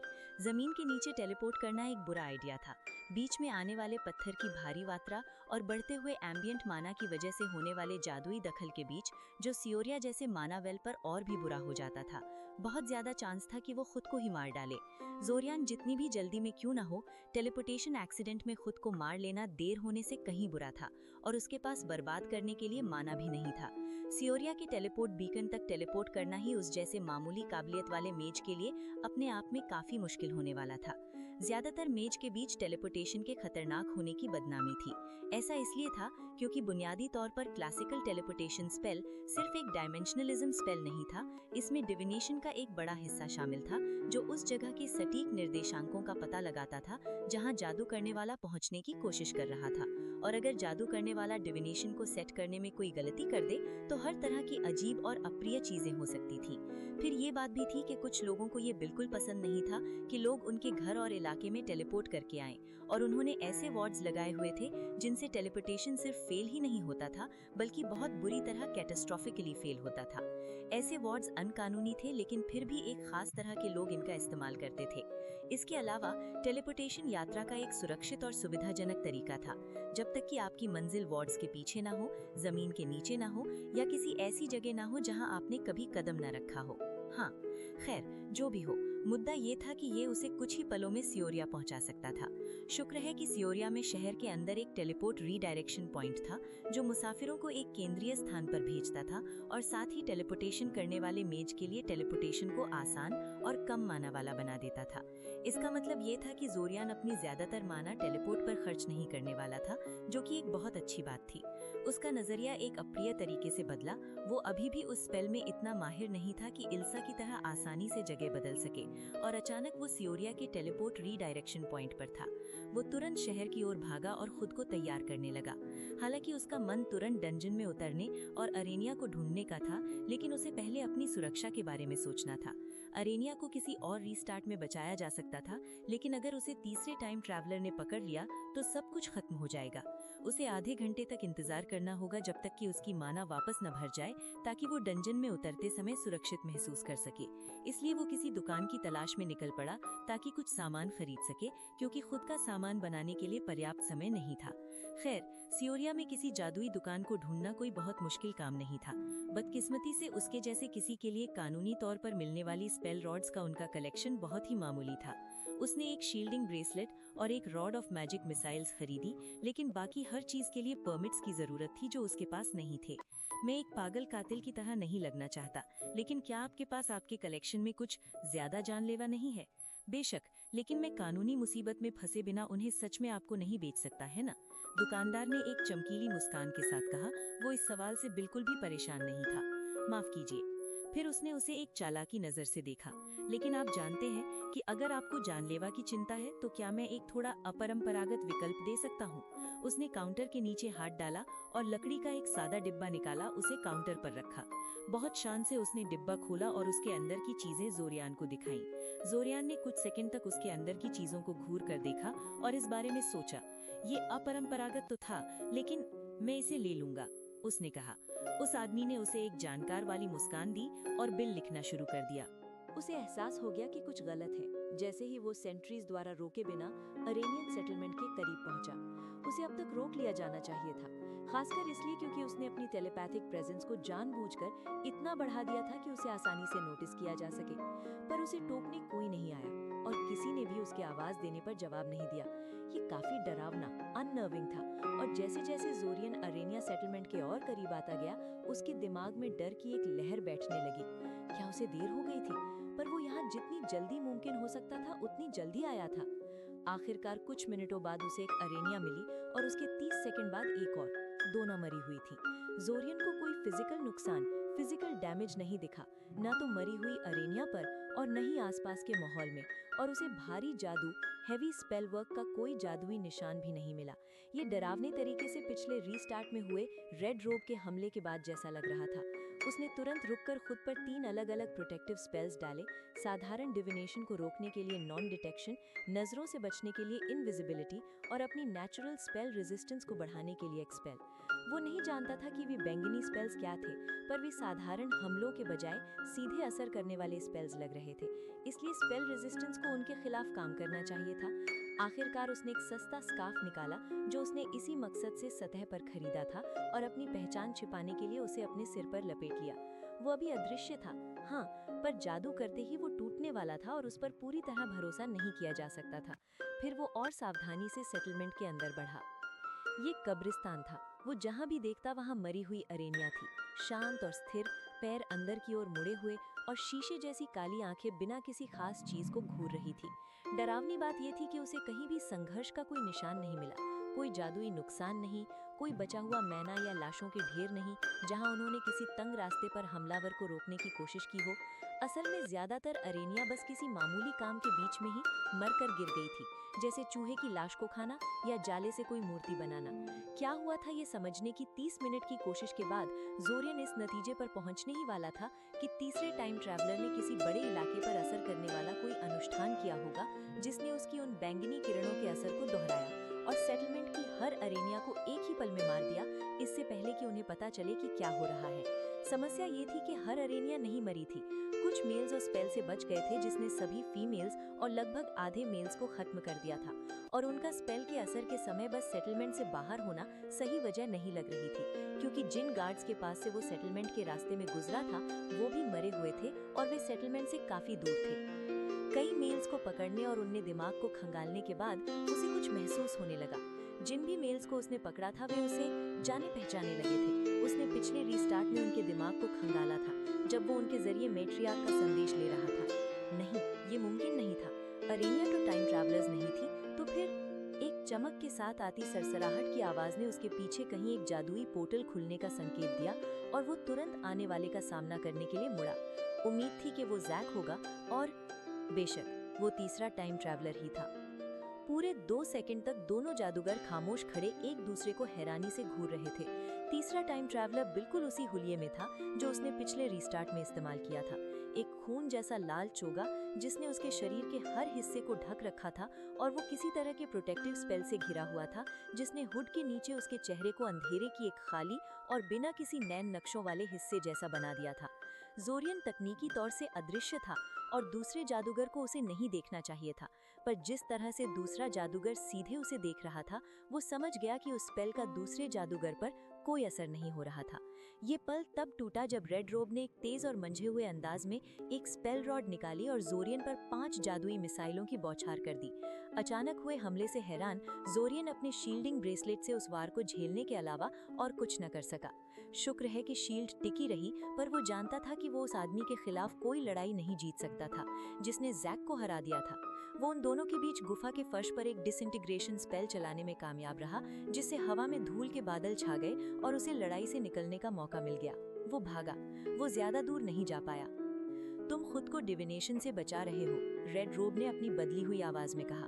अच्छा है, कम से कम तुम उस बेवकूफ जैक से ज्यादा होशियार हो।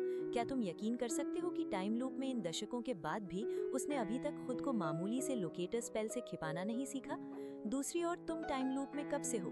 3-4 साल, और तुम्हें अभी से पता है कि मेरी सोल परसेप्शन से खुद को कैसे बचाना है?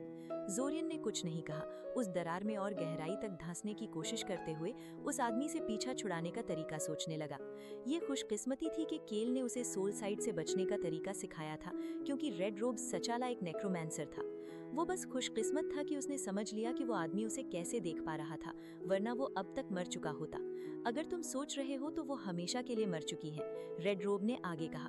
अपनी सोल प्रोटेक्शन चालू होने की वजह से वो उसे ठीक नहीं ढूंढ पा रहा था, पर उसे साफ पता था कि वो आसपास ही है, और वो धीरे धीरे जोरियन के करीब आ रहा था। पिछले रीस्टार्ट में जब मैंने उन्हें मारा तो मैंने सिर्फ उनके शरीर को नहीं मारा, टाइम लूप चाहे कितनी भी बार खुद को दोहरा ले, अरेनिया हमेशा लूप की शुरुआत में मरी हुई ही मिलेंगी। उनके शरीर तो होंगे पर उनकी आत्मा हमेशा के लिए चली जाएंगी। सोल मैजिक कितना दिलचस्प है ना। हालांकि उसे इसका शक था, पर यह बात स्वीकार किए जाने पर जोरियन का दिल बैठ गया। अरेनिया हमेशा के लिए मर गई थी, ये तो। उसने अपने अंदर बढ़ते गुस्से और गुल्प बुद्ध के तूफान को महसूस किया और उसे बेरहमी से दबा दिया। अभी ये सब करने का समय नहीं था। टूट जाने और खुद को कोसने के लिए बाद में समय मिलेगा, पर अभी उसे ये पक्का करना था कि वो बाद आए। पर मैं इतना हिंसक और बेवकूफ नहीं हूँ जैसा मैं पहली बार में लगता हूँ, पता है, रेड रोब ने बातचीत के अंदाज में कहा। अगर तुम मुझे उन बाकी लोगों के नाम बता दो जिन्हें अरेनिया इस टाइम लूप में लेकर आई हैं, तो मैं वादा करता हूँ कि मैं तुम्हें अकेला छोड़ दूंगा। मैं शायद तुम्हें एक दो चीजें सिखा भी दूं। जोरियन ने अपनी पलकें झपकाईं। क्या इसीलिए रेड रोब ने उसे बाहर निकालने के लिए पूरे कमरे को आग से नहीं भरा था, क्योंकि उसे लगा कि उसके अलावा और भी टाइम ट्रैवलर्स हो सकते हैं?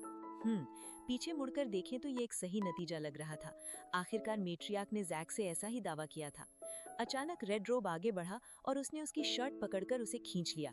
इससे पहले कि जोरियन कुछ कर पाता, दूसरे जादूगर ने उसे अरेनिया गुफा के खुरदरी दीवार पर कई बार दे मारा, जिससे जोरियन की आंखों के सामने अंधेरा छाने लगा और वो बेहोश होने की कगार पर पहुंच गया।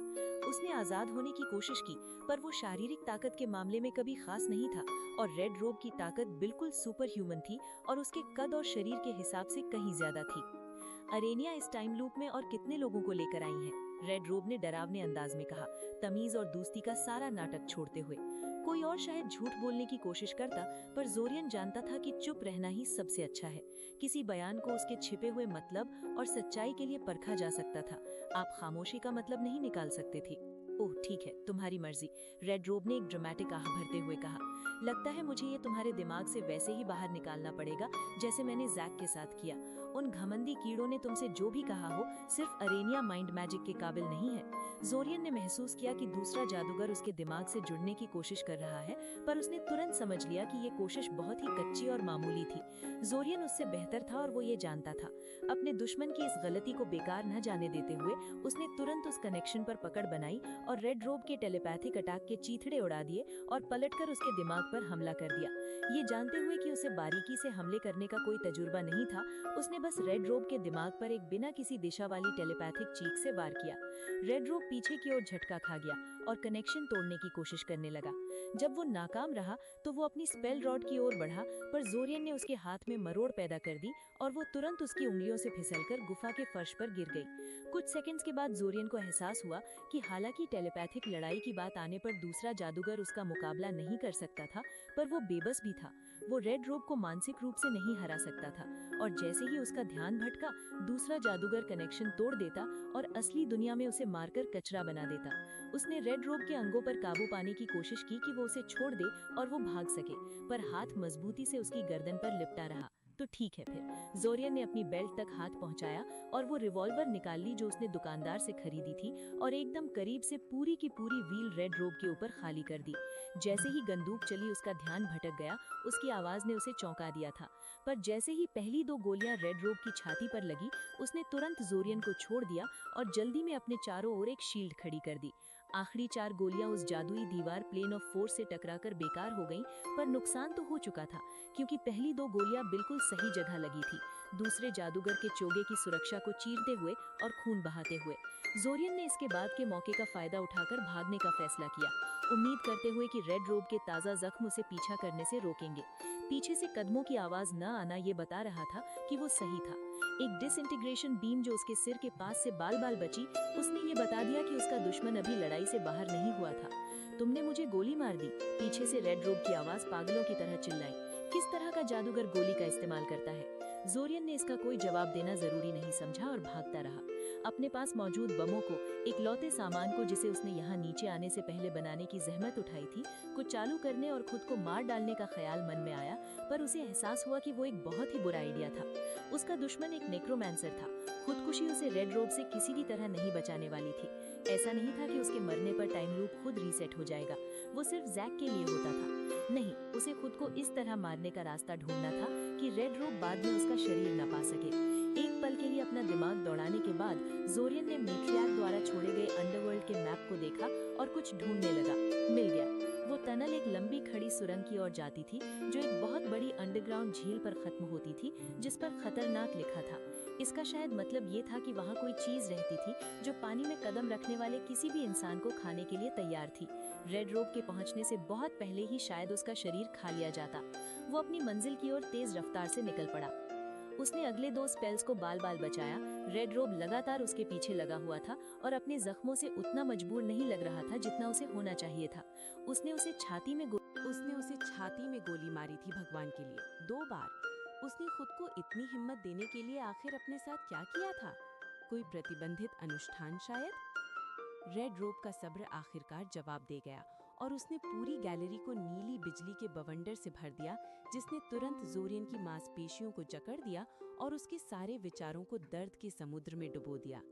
हालांकि उसे देर हो गई थी, क्योंकि जोरियन खड़ी सुरंग की ओर जाने वाले गड्ढे के किनारे पर कदम रख चुका था और उसकी रफ्तार की वजह से वो तुरंत नीचे गिर गया। जोरियन हवा में गिरता रहा। किसी वजह से उसे ये मजाक लग रहा था कि वो खुद को मारने की जी तोड़ कोशिश कर रहा था, जबकि तीसरा टाइम ट्रैवलर उसे रोकने की कोशिश कर रहा था। पानी की सतह से टकराने से ठीक पहले उसने अपनी जेब में रखे धमाकों को चालू करने की समझदारी दिखाई और उसकी दुनिया रोशनी और दर्द के साथ खत्म हो गई। आर्क 1 का अंत।